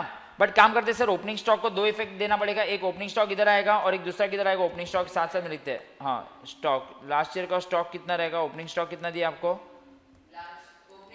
ओपनिंग बैलेंस शीट में ये लिखना पड़ेगा ना, 3,80,000 रुपये। हाँ, फिर क्लोजिंग स्टॉक भी दिया है, क्लोजिंग स्टॉक के भी 2 इफेक्ट देने पड़ेंगे। यहाँ एक ही इफेक्ट आएगा क्योंकि ऑलरेडी प्रॉफिट के अंदर आ गया। कितना? 2,10,000 आ गया। फिर प्रॉफिट फ्रॉम ऑपरेशन कितना आ जाएगा आपका? Income by profit from operation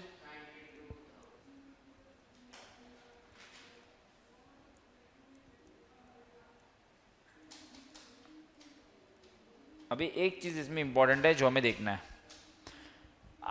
आपको जो रिसीव एंड पेमेंट अकाउंट से जो भी चीज दिख रही है वो आप एक ही जगह लिखते हो, बट जो चीज रिसीव एंड पेमेंट अकाउंट में नहीं है वो आप कितनी जगह लिखते हो, क्योंकि उसका दो इफेक्ट देना ही पड़ेगा।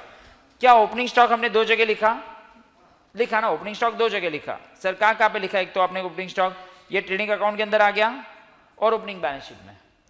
क्लोजिंग स्टॉक भी हमें दो जगह लिखना था, एक इधर लिख दिया और क्लोजिंग बैलेंस शीट में। सेल्स एक ही जगह लिखना था सर, क्योंकि ये रिसीव एंड पेमेंट अकाउंट में था, बट प्रॉफिट एक इधर आ गया और एक उधर आ गया। बट सर परचेजेस तो आपने इधर ही लिखा, इसका भी तो करस्पॉन्डिंग सेकंड इफेक्ट देना पड़ेगा। देखो एक चीज हमेशा अकाउंटिंग में याद रखो, अगर आप ये लेजर के अलावा कोई भी चीज लिख रहे हो तो उसको दो जगह लिखनी ही पड़ेगी, तो ये अकाउंट टैली होगा ना। तो क्या मैंने ओपनिंग स्टॉक दो जगह लिखा? क्या मैंने क्लोजिंग स्टॉक दो जगह लिखा? क्या मैंने ग्रॉस प्रॉफिट में ऑपरेशन दो जगह लिखा? सेल्स एक ही जगह लिखना था सर, क्यों? क्योंकि सेल्स आपको कौन सा अकाउंट से मिला था। बट ऐसी कौन सी चीज है जो आपने एक ही जगह लिखी? तो उसको दिमाग में रखना, अभी क्वेश्चन में ध्यान देना। एक इंपॉर्टेंट चीज जो इसको मैं कनेक्ट कर रहा हूं, स्टॉक हो गया ना अपना, आपको दिया है क्रेडिटर्स। क्या दिया है? लास्ट ईयर आपके क्रेडिटर्स कितने के थे? 1 लाख। तो क्रेडिटर्स लास्ट ईयर की बैलेंस शीट में कहां पे आएगा बताइए? लायबिलिटी। अभी आप लोग लिखना मत, सन्ड्री क्रेडिटर्स 1 लाख। मैं काम करता हूं एक सन्ड्री क्रेडिटर्स का अकाउंट बनाता हूं, छोटा सा सन्ड्री क्रेडिटर्स अकाउंट। ये इसीलिए थोड़ा सा आउट ऑफ द बुक जा रहा हूं, बट एक अकाउंट बना रहा हूं। मेरे को ओपनिंग बैलेंस कितना दिया क्रेडिटर्स का? By balance brought down 1 lakh. Of course closing balance closing account में जाएगा, क्लोजिंग बैलेंस शीट में जाएगा। मुझे बताओ परचेज हम किससे करते हैं? क्रेडिटर से परचेज करते। तो मैं क्या बोलता हूँ, परचेज का सेकंड इफेक्ट यहाँ पे आया होगा। अरे परचेज का सेकंड इफेक्ट यहाँ पे ही आएगा ना, हम लोग ने उधारी पे माल खरीदा है। सर उधारी पे खरीदा है वो आपको कैसे मालूम पड़ा? अरे उधारी में नहीं खरीदा था, कैश में खरीदा होता तो इधर दिखता ना, इधर दिखता ना परचेजेस। ये कैश बैंक अकाउंट है ना, तो पहले समझा कि उधारी में खरीदा है मैंने। सर आपको कैसे मालूम पड़ा उधारी में खरीदा है? क्योंकि कैश बैंक अकाउंट में अगर परचेजेस नहीं है तो खरीदा कहां से होगा? नहीं एडजस्टमेंट में ठीक है, ये कैश बैंक अकाउंट के अंदर नहीं है, तो मैंने उधारी में खरीदा होगा। तो क्या मैं बोल सकता हूं मैंने परचेजेस के भी अभी दो इफेक्ट कर दिए ऑफिशियली। अभी क्वेश्चन में दिया है कि आपने क्रेडिटर्स को पेमेंट किया है। कितने का पेमेंट किया आपने? 15,20,000 का आपने उनको पेमेंट किया है टू कैश अकाउंट। कितने का पेमेंट किया है? 15 लाख। तो मुझे बताओ ये 15,20,000 को एक ही जगह लिखना था, लिख दिया। सर क्यों 15,20,000 को आप एक ही जगह लिखोगे? क्योंकि वो कौन से अकाउंट में दिया है? रिसीव एंड पेमेंट अकाउंट में दिया है। अगर आप अभी टैली करोगे तो आपको मालूम है बैलेंस शीट क्या मिलेगा? क्रेडिटर का क्लोजिंग बैलेंस 90। ये कहां पे आएगा आपका? Current balance sheet. ये एक इंपॉर्टेंट पॉइंट था, लायबिलिटी। सुनो मैं वापस करवाता हूं।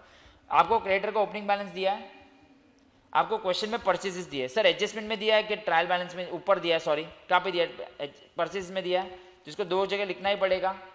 आपने एक चीज है तो ट्रेडिंग अकाउंट जैसा बना के उसमें डाल दिया, बट दूसरा कहां पे? आपने क्रेडिटर अकाउंट में उसको डाला। सर आपको कैसे मालूम पड़ा आपने उधारी में परचेज किया था? अरे अगर भाई उधारी में नहीं कैश में परचेज किया रहता तो इधर दिखता ना, पेमेंट में दिखता ना परचेजेस। ये तो मैंने क्रेडिटर को पैसे दिए परचेज करने के बाद, तो इसलिए मैंने कौन सा अकाउंट बना दिया? इसलिए ये सम ये एग्जाम में अब तक एक भी बार नहीं है। ये दो सम जो हमने अभी करी ना, दोनों आउट ऑफ द बॉक्स वाले सम है। कृति, स्नेहा, सूर्या कुछ, उर्वी, वर्षिता कुछ समझ रहा है ये सम क्यों आउट ऑफ द बॉक्स है? हम लोग परचेज तो क्रेडिटर से ही करते हैं ना। प्लीज ये सम बहुत इंपॉर्टेंट है, इसको एग्जाम में इंपॉर्टेंट करना है। इसलिए मैंने ये लेक्चर इसके लिए अलग से रखा था। चलो क्रेडिटर अकाउंट बनाइए सब लोग, क्रेडिटर अकाउंट बनाइए। ऐसे एक ही समय प्रॉब्लम है कि ये समय एग्जाम में अब तक आया नहीं है, इसलिए पकड़ के जाओ। 16,12,000 16,12,000। तो सब जितने भी एडजस्टमेंट में चीजें उसके दो इफेक्ट आ गए।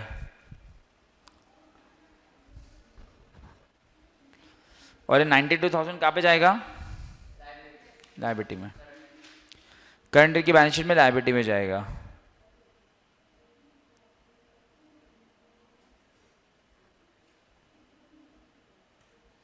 ये जितने भी मैंने स्टार मार्क करवाए हैं जब भी आप पढ़ाई कर रहे हो, सब बहुत इंपॉर्टेंट क्वेश्चंस हैं। मैंने ये दो आज दोनों जो किए दोनों। किसी को डाउट होगा तो प्लीज अलग से मुझे पूछ लेना।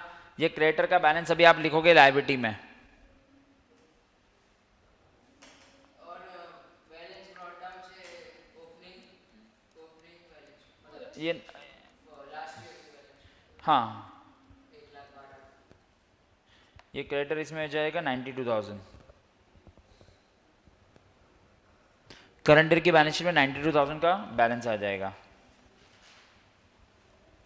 ठीक है, आई थिंक उसके नीचे तो खाली एक इन्फॉर्मेशन दी है।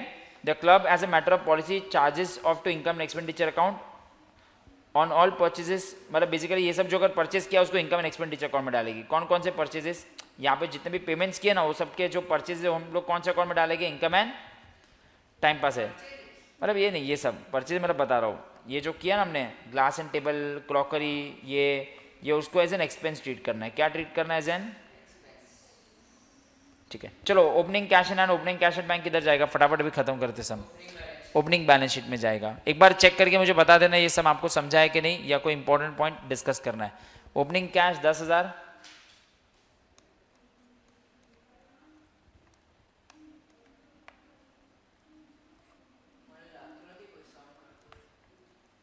करते रहे। Opening bank 3850, opening cash opening bank. Interest receive पे आ जाइए। रुक जाओ, उसमें इंटरेस्ट रिसीव में ना एक एडजस्टमेंट है, वो मेरे को देख लेता हूँ। आपने इन्वेस्टमेंट इन गवर्नमेंट सिक्योरिटीज किया, कितने का किया है, तो लास्ट ईयर की बैलेंस शीट में एसेट में आ जाएगा। कर लेते, लास्ट ईयर की बैलेंस शीट में मैं सब लिख देता हूँ पहले। इन्वेस्टमेंट इन गवर्नमेंट सिक्योरिटीज, उसका 12%, उसका देखो तो 5 लाख का 12% कितना होता है, 5 लाख है, कितना होता है, बट आपको आया खाली कितना है 58। कुछ समझ में आ रहा है क्या बोलना चाहता है। 2000 अभी भी आउटस्टैंडिंग है।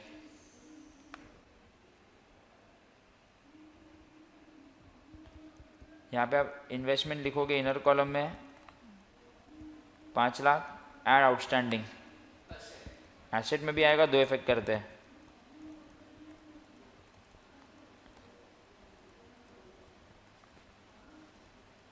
एक्चुअली पहले एसेट्स देख लेने थे। एंड आउटस्टैंडिंग 2000,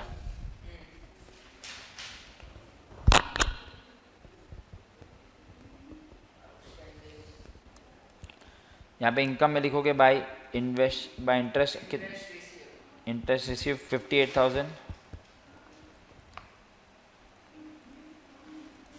एंड आउटस्टैंडिंग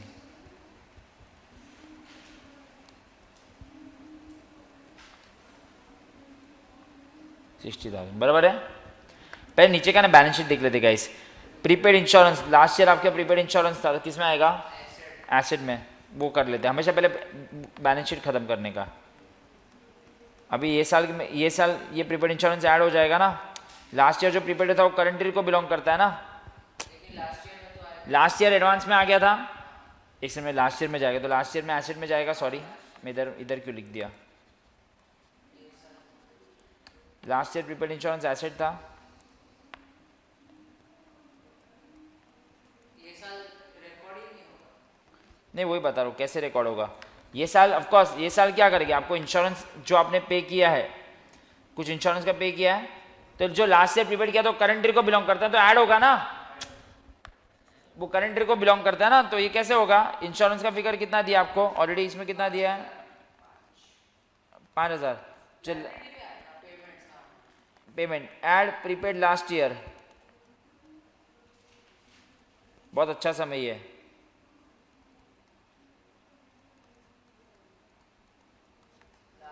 ये आज दो सम बहुत इंपॉर्टेंट किए हमने गाइस, बहुत इंपॉर्टेंट। लास्ट ईयर प्रीपेड आया था तो लास्ट ईयर एसेट में, but it belongs to this year ना, तो जो भी चीज करंट ईयर को बिलोंग करेगी उसको हम ऐड करेंगे।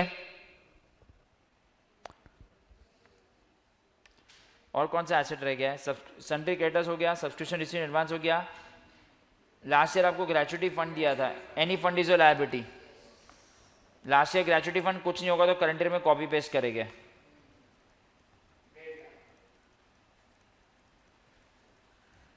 उसमें कुछ आई थिंक इन्फॉर्मेशन नहीं है, तो same to same current year में कैरी फॉरवर्ड करो। ग्रेचुटी फंड में कुछ नहीं बोला है तो करंट ईयर में कैरी फॉरवर्ड करो।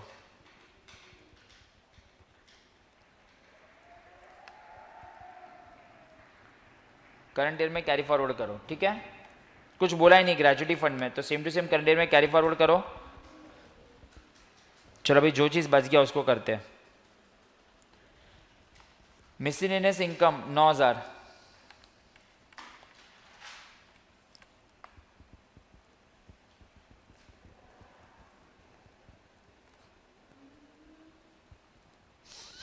Miscellaneous income 9,000।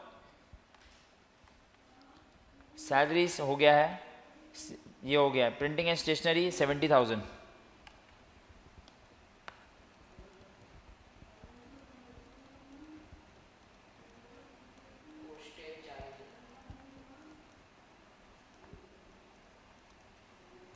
Printing and stationery 70,000, postage 40,000,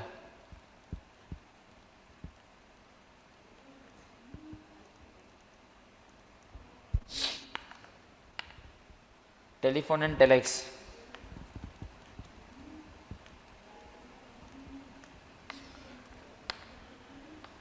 52,000, repairs and maintenance 48,000। ये दोनों सम थोड़ा आउट ऑफ द बॉक्स थे। यश, सब लोग ध्यान देना, यश किधर गया भाई, वापस घूम गया।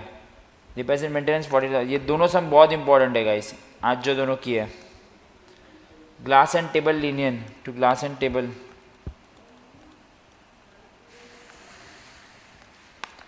कितना अमाउंट था glass and table? 12,000। Crockery and cutlery, membership fees आके तो जो वैसे क्रॉकरी कितना है?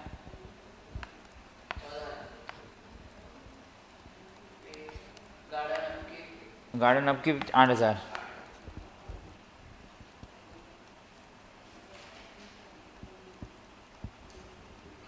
कितना है मेंबरशिप फीस? कुछ नहीं बोला, इनकम करंट ईयर का।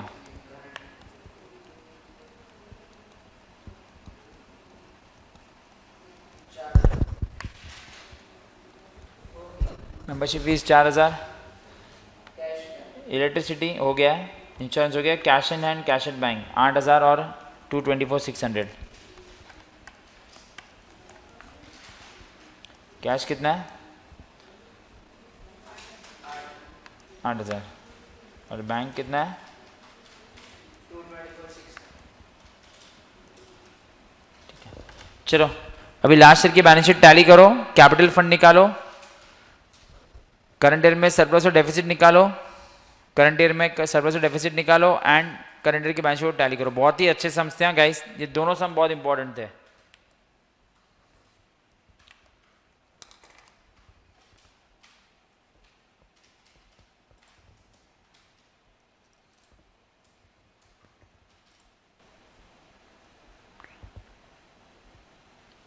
कैपिटल फंड 10,89,000, ऐसे आएंगे, नहीं सॉरी लास्ट ईयर का ना, 10,29,850। ना स्क्रॉल करो, सेकंड ओपनिंग बैलेंस शीट देखो।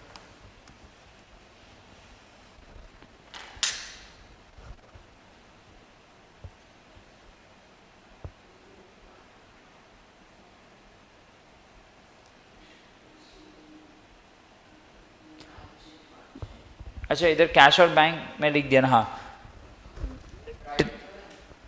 10,29,850 आ रहा है। कितना आ रहा है बैलेंस शीट का टोटल, कितना आ रहा है? 14,06,850 बराबर है, 14,06,000, 14,06,850। 10,44,000। एक सेकंड, कुछ रह गया है क्या? हाँ कुछ लायबिलिटी में नहीं सब्सक्रिप्शन रिसीव इन एडवांस, अच्छा मैं कुछ सब्सक्रिप्शन रिसीव इन एडवांस भी है क्या? लास्ट ईयर का थोड़ी है, नेक्स्ट ईयर का है, वो तो बराबर ही है। इस ये लोग सुनो, ये लोग यहाँ पे कोई एडजस्टमेंट भूल गए हैं प्रिंट करने को, इसके लिए एक सेकंड रुक जा। क्या भूल गया है? ये लोग ने प्रिंटिंग मिस्टेक की है बुक में। ये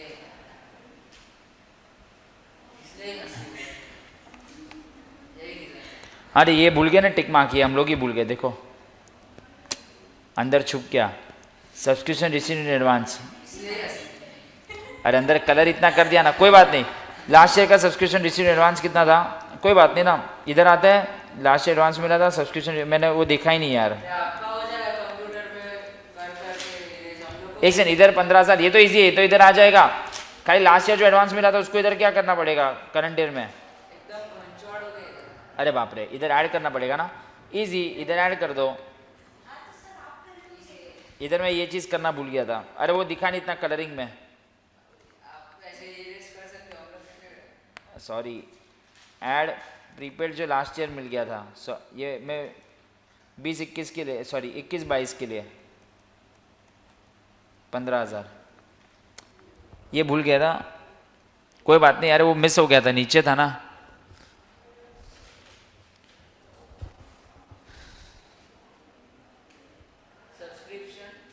तो भी अपना मालूम है टैली हो जाता कितना। सब्सक्रिप्शन का अमाउंट कितना है ऑटो कॉलम में। प्रीपेड लास्ट ईयर का है ना। लास्ट ईयर प्रीपेड मिला था ये साल के लिए, तो ये साल ऐड होगा ना। हाँ एक समय भी लास्ट ईयर में अगर मैं कैपिटल फंड निकालूंगा 194,750। यस 194,750 सब्सक्रिप्शन का अमाउंट है। कैपिटल फंड 1029 उसमें ऐड ये करो, ऐड 90,000। नहीं वो ठीक है, ऐसे चलेगा। इसमें लास्ट ईयर की बैलेंस शीट में कुछ, लास्ट ईयर का बैलेंस शीट है ये लास्ट ईयर 1029,850 एक से ना 194,750। 1029,850 हो गया, 1029,850। चलो सॉरी, ये खाली सब्सक्रिप्शन का कैसे एक चीज़ क्रॉस चेक कर लेना। चलो भी सरप्लस निकाल के ख़त्म करो। तो इसमें दो चीज़ थी, प्रॉफिट फ्रॉम ऑपरेशन भी था और क्रेडिटर्स वाली adjustment.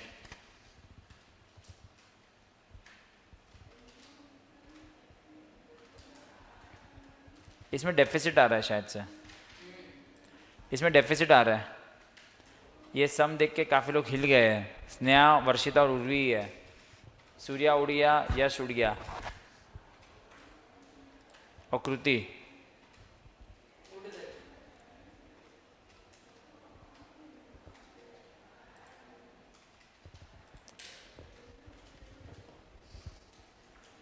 Hi, sir. Hello hello student.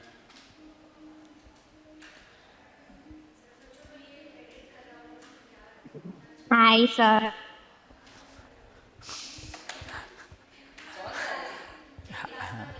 हाय।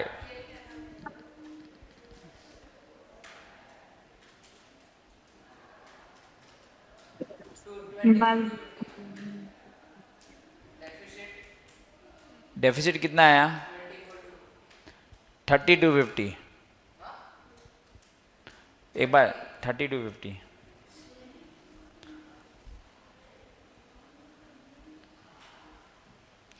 क्या टोटल कितना है एक्सपेंस का 4,76,000। अरे मैंने वो नहीं लिखा है 6,000 3250 डेफिसिट आ रहा है।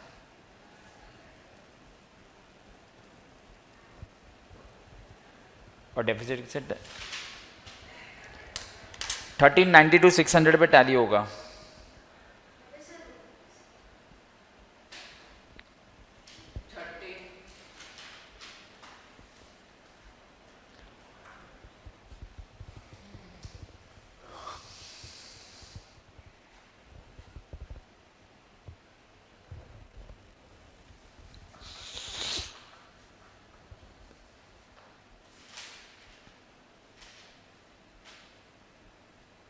यहाँ पे 600 वाला कोई अमाउंट भी नहीं।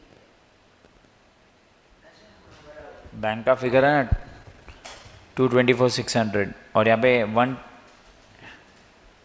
ये कैपिटल फंड क्या है 129,600 है ना। कैपिटल फंड कितना है 1089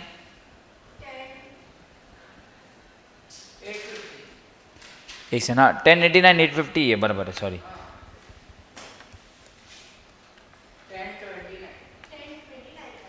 1029,850 ना.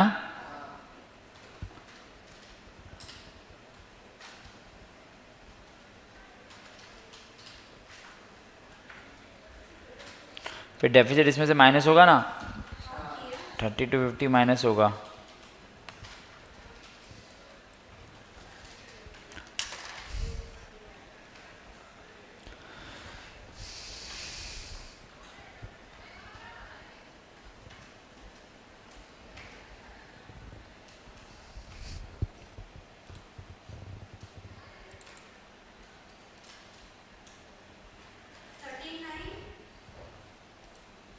थर्टीन लाख 92,600.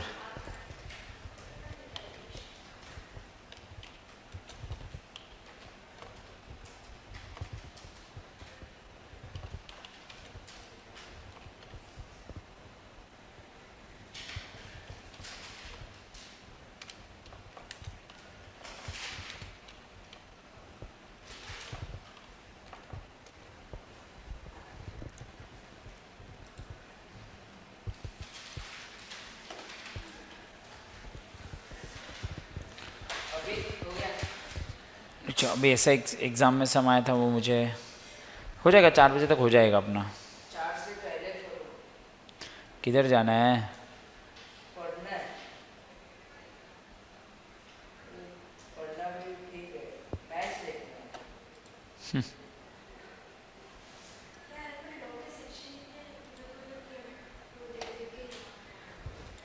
कितने सर ने वो कंपनी सेट जैसे मैंने बोला था. अरे एंड में क्या अभी 6 यूनिट का तो दे. चलो एक एग्ज़ाम क्वेश्चन कर रहे हैं हम लोग. नवंबर 2020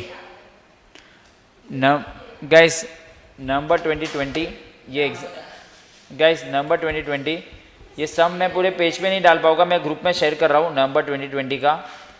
ये मैं ट्रायल बैलेंस है. आई थिंक ऐसा सेम सम मैंने आपको करवाया.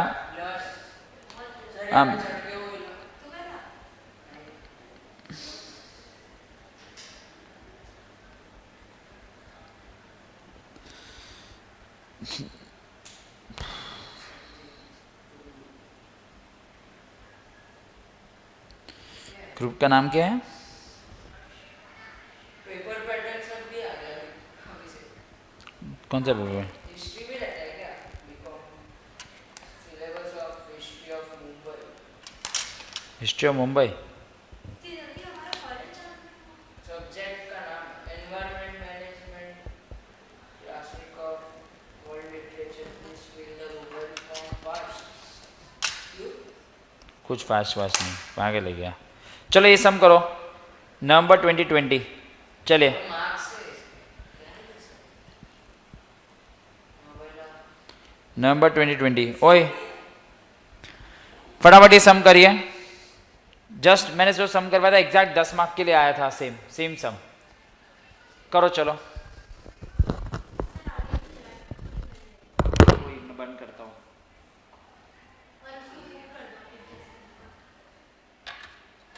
एडजस्टमेंट को जूम कर दूं. ईएन क्या होता है? अच्छा एनवायरनमेंट में.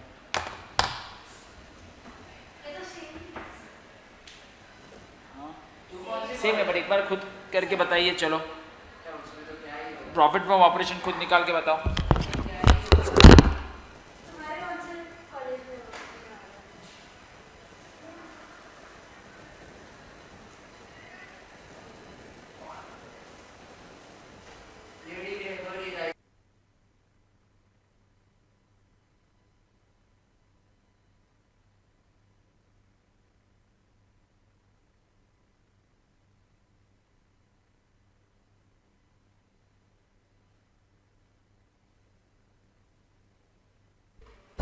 किया. सेम समय गाइस, एग्जैक्टली सेम समय. इसमें 15% दिया गया है. Store selling price, profit from operation वाला पार्ट फटाफट करिए. फिर एक दो चीज इंपॉर्टेंट डिस्कस करनी है जल्दी. नहीं ये सब नहीं, बस जो बाकी है चैप्टर खत्म अपना. बस ऐसे ही समझ सकते हो. हाँ हो गया अपना. उल्टे सम्स भी कर लिए, सीधे सम्स भी कर लिए और प्रॉफिट फ्रॉम ऑपरेशन वाले सम्स भी कर लिए.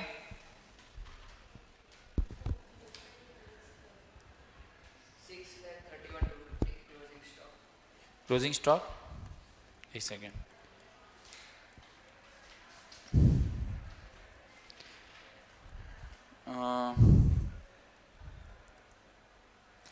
क्लोजिंग स्टॉक आ रहा है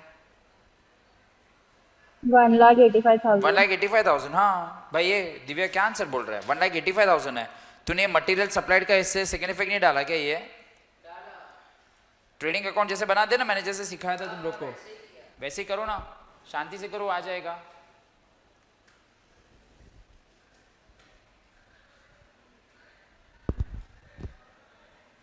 अच्छा ये रॉन्ग देखो ट्रेडिंग अकाउंट गाइस मैंने आपके लिए बनाया, वो एग्जाम में प्लीज ऐसा ट्रेडिंग अकाउंट मत बनाना, रॉन्ग है वो। सिर्फ तुम लोग को समझाने के मैंने ट्रेडिंग अकाउंट बनाया कि तुम लोग के लिए इजी लगे। और आज का जो दूसरा सम किया था बहुत बहुत बहुत इंपॉर्टेंट है गाइस। आई थिंक एनपीओ के जो सबसे इंपॉर्टेंट सम्स आज हमने दोनों किए हैं। Please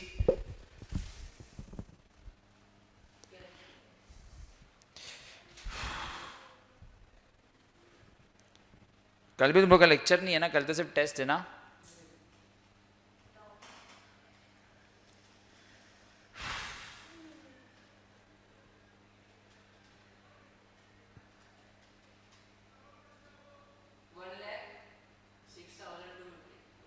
one lakh 85,000। अरे भाई क्या हो गया? 1,85,000 क्लोजिंग स्टॉक है और प्रॉफिट फ्रॉम ऑपरेशन कितना है? 15%, राइट? 15% कितना होता है सेल्स का ना? एग्जैक्ट सेम सम ही है गाइस। और प्लीज डेप्रिसिएशन का भी सेम तरीके से कीजिए जैसे मैंने सिखाया था। 10 मार्क के लिए सम, एग्जैक्ट सेम सम, मॉड्यूल को कॉपी पेस्ट।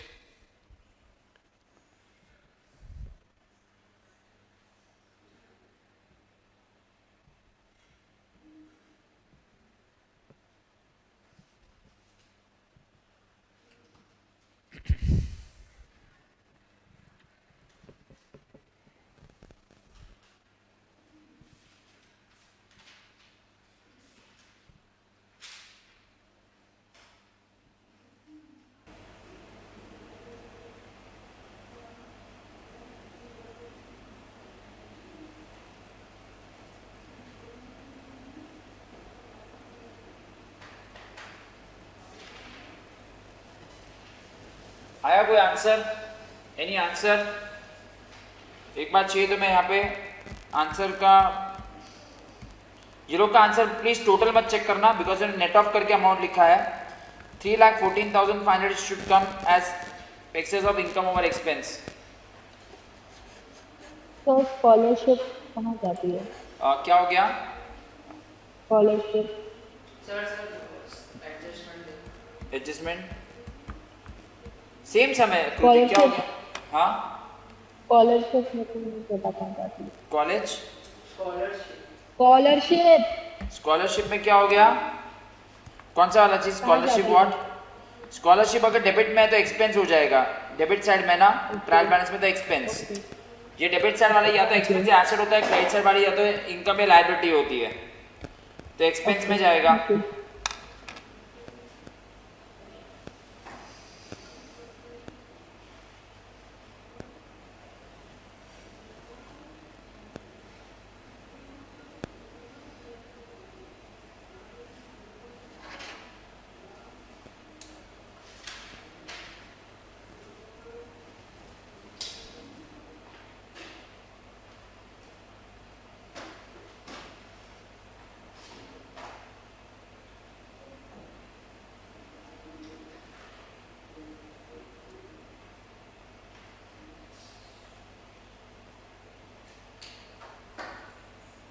हुआ?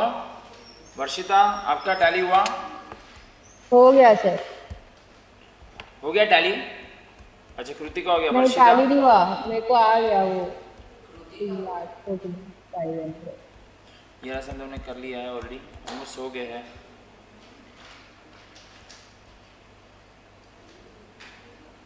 अजीब समझे नहीं नहीं,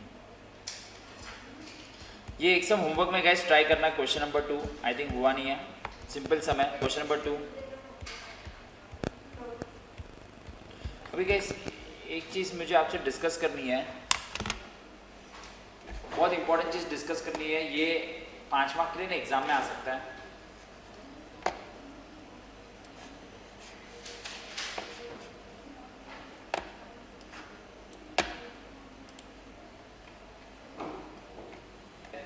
सब लोग का हो जाएगा तो इधर ध्यान देना, सब लोग स्क्रीन पे ध्यान देना। ये मॉड्यूल में ही है, आपके बुक में प्रिंट नहीं हुआ शायद से, मुझे दिख नहीं रहा है अभी गाइस। अगर आपको सब लोग स्क्रीन पे ध्यान दे रहे हो, सब लोग का ध्यान है, वर्षिता, कृति, स्नेहा,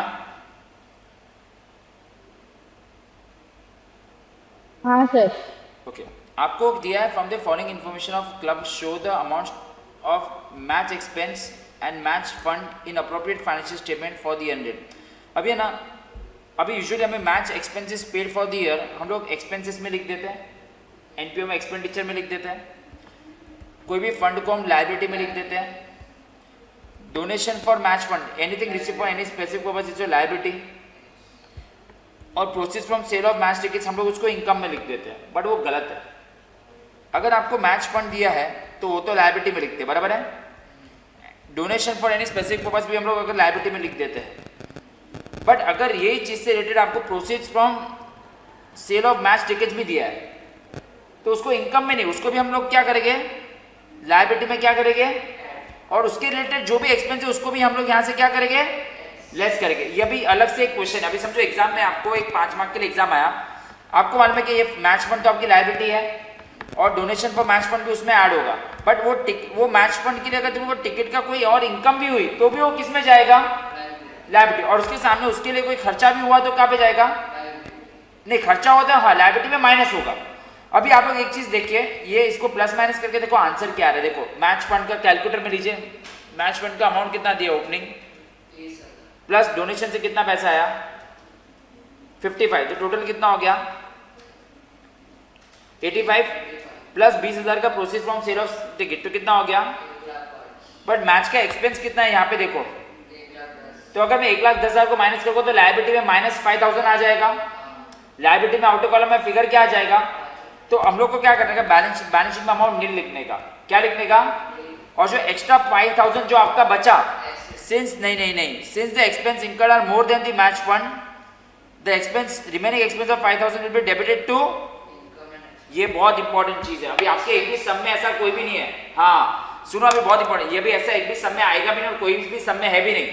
तो मैं क्या बोल रहा हूँ, अगर आपको कोई भी फंड का ओपनिंग बैलेंस दिया है, क्या दिया है, और उसके लिए कोई भी डोनेशन या उसके लिए कोई भी रिसिप्ट है फॉर दैट पर्पस, उसमें वो क्या चीज होगी, ऐड होगी, और उसके रिलेटेड जो भी एक्सपेंस होगा वो क्या होगा, और वो आउटर कॉलम में फिगर आ जाएगा। बट अगर गलती से भी आपका आउटर कॉलम का फिगर नेगेटिव आता है तो आप उसको कहाँ पे बताओगे, एक्सपेंडिचर में। ये वाला पॉइंट क्लियर है। प्लीज अपने मॉड्यूल में एक बार अपने बुक में लिख दो कि मॉड्यूल में ये सब आपको रिफर करना है। Question number 5 important, page number 8.16 important कर दो फ्रॉम मॉड्यूल, अभी लिखने की जरूरत नहीं है। कृति, स्नेहा, वर्षिता आपको ये समझा। 8.16 question number 5, yes clear, Varshita, Sneha,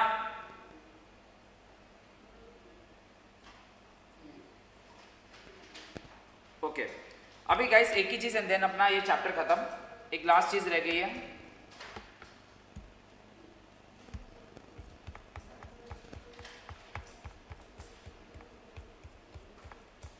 अभी ऐसा भी हमने एक सम किया था जिसमें रिसीव एंड पेमेंट अकाउंट भी हमने बनाया था और इनकम एंड एक्सपेंडिचर अकाउंट भी बनाया था। तो ये फटाफट मैं शॉर्ट में डिस्कस कर रहा हूँ। क्वेश्चन नंबर 7, ये लास्ट सम है, ओके। हाँ मतलब अभी मैं बता देता हूँ, छोटा सा ये हो गया, फटाफट हो जाएगा, ध्यान दो ना। The summary of receive and payment account, आपको समरी दिया है, ओपनिंग कैश इन हैंड दे दिया है, तो आपको receive and account payment account बना के नहीं दिया है, बट हम लोग काम करते हैं। अगर मेरे को समरी दे दिया है तो ओपनिंग बैलेंस कितना दिया है रिसीव एंड पेमेंट अकाउंट का, सब्सक्रिप्शन से कितना पैसा आया, सब्सक्रिप्शन से 50,000 रुपये, डोनेशन से कितना पैसा आया,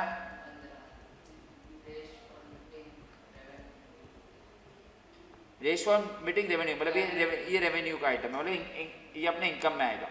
इंटरेस्ट ऑन इन्वेस्टमेंट हमें कितना आया है, इंटरेस्ट कितना है मुझे, और वो मुझे डिनोट कर रहा है कि 9% है, ये कितना है। Payment for medicine supply, medicine के लिए मैंने कितना पेमेंट दिया है, ऑनरेरियम टू डॉक्टर कितना है, honorarium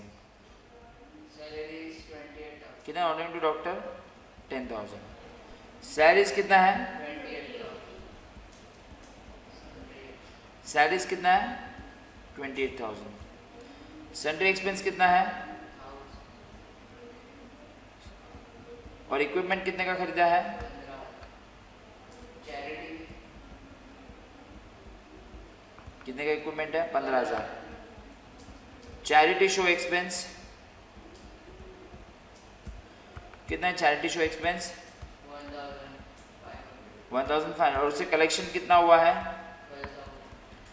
to charity show collections कितना है? तो इससे आपको क्या मिल जाएगा? क्लोजिंग बैलेंस मिल जाएगा। मतलब रिसेंट पेमेंट अकाउंट अभी आपका रेडी हो गया, बस फिर ये सम और ये एडजस्टमेंट से आपको सम सॉल्व करना है। क्या रिसिप्ट का आपको ना ऐसे स्लिपिंग मोड में आपको इन्फॉर्मेशन दी थी, आपको रिसीविंग पेमेंट अकाउंट बना के करना है।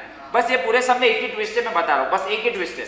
आपको क्वेश्चन में दिया है कि आपने 9 आपको इंटरेस्ट कितना आया है, तो क्या मैं बोल सकता हूँ आपके पास इन्वेस्टमेंट 1 लाख के हो गए तो ही आपको आया रहेगा? तो सर ये करंट ईयर में खरीदे कि लास्ट ईयर में खरीदे? करंट ईयर में तो हमने पेमेंट करके खरीदे नहीं है, तो ये इससे हमें ये समझ में आता है कि आपके पास 1 लाख के इन्वेस्टमेंट लास्ट ईयर की बैलेंस शीट में भी थे, क्योंकि लास्ट ईयर की बैलेंस शीट से कैपिटल फंड मिलेगा। अभी कहाँ पे भी आपको इन्वेस्टमेंट के बारे में कोई इन्फॉर्मेशन नहीं दी, बट मुझे मालूम पड़ता है कि 9% इज 9,000, तो मेरे पास इन्वेस्टमेंट कितने के हो गए? 1 लाख के। सर ये साल खरीदे थे कि पिछले साल खरीदे थे? क्योंकि अगर ये साल खरीदे होते तो ये साल पेमेंट में दिखता ना, और नीचे इन्वेस्टमेंट के ऊपर कोई भी इन्फॉर्मेशन उन्होंने दी नहीं है। बस ये एक ही चीज़ है, ये एक सब मैं आपके साथ फटाक से डिस्कस करता हूँ सोल्यूशन में, एंड आपका पूरा सा ये चैप्टर हो गया। आज के जो भी सम्स किए बहुत इंपॉर्टेंट किया, देखिए ये सबको समझाना है क्या है। सर 1 लाख के क्या? If 9% is 9,000 then 100 is how much? बराबर ना, इससे रुक जाओ। अच्छा वो इंटरेस्ट है, इंटरेस्ट हाँ इंटरेस्ट और इन्वेस्टमेंट ही दिया है, ये रहा। आपको पहले ये बनाना होगा जो मैंने अभी बनाया, ओपनिंग बैलेंस, और इससे आपको क्लोजिंग बैलेंस बैलेंसिंग फिगर मिलेगा, राइट।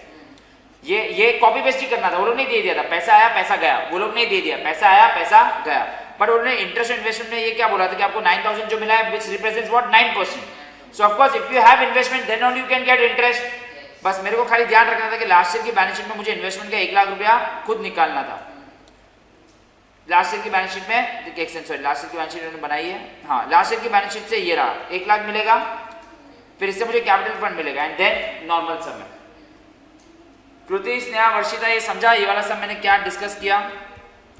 क्या ये आपसे होमवर्क हो पाएगा? ये सम सब कुछ दिया है। बोले कृति, स्नेहा, वर्षिता आप आज हो वहाँ पे, क्योंकि हमारा ये चैप्टर अभी हो गया है। सिर्फ मैंने आपको क्वेश्चन नंबर 1 और क्वेश्चन नंबर 7 होमवर्क दिया है, बाकी का अपना सब कुछ हो चुका है। 5 पेपर्स हम लोग फिर डिस्कस करेंगे। कोई है? ओके, बस ये 2 सम होमवर्क करना, मॉड्यूल के हमारे सभी सम हो गया है। कौन सा चाहिए कृति? ऐसे ये वाला सम की तो बात कर रही है, एक बार ट्राई कर मुझे बताना। नेक्स्ट लेक्चर में प्लीज ऑफलाइन आओ गाइस। आज कोई भी, आज सिर्फ 2 ही लोग आए हैं, दिव्या और तेज 2 ही लोग आए हैं, और आज बाकी लोग तो गायब हो गए। और बहुत बहुत इंपॉर्टेंट सम किया था, स्पेशली सेकंड वाला क्रेडिटर्स वाला सम। एक घर पे आके प्रैक्टिस करना, ऐसा एक ही समय है। अच्छा लॉ का एग्जाम है, आई अंडरस्टैंड, कोई बात नहीं। चलो नेक्स्ट लेक्चर में मिलते हैं with new chapter company accounts. अपना लास्ट पार्ट अभी चालू करेगा, single entry, and our portion will be over. End पे एक बार रिवाइज करना अच्छे से। चलो ठीक है, चलो बाय बाय।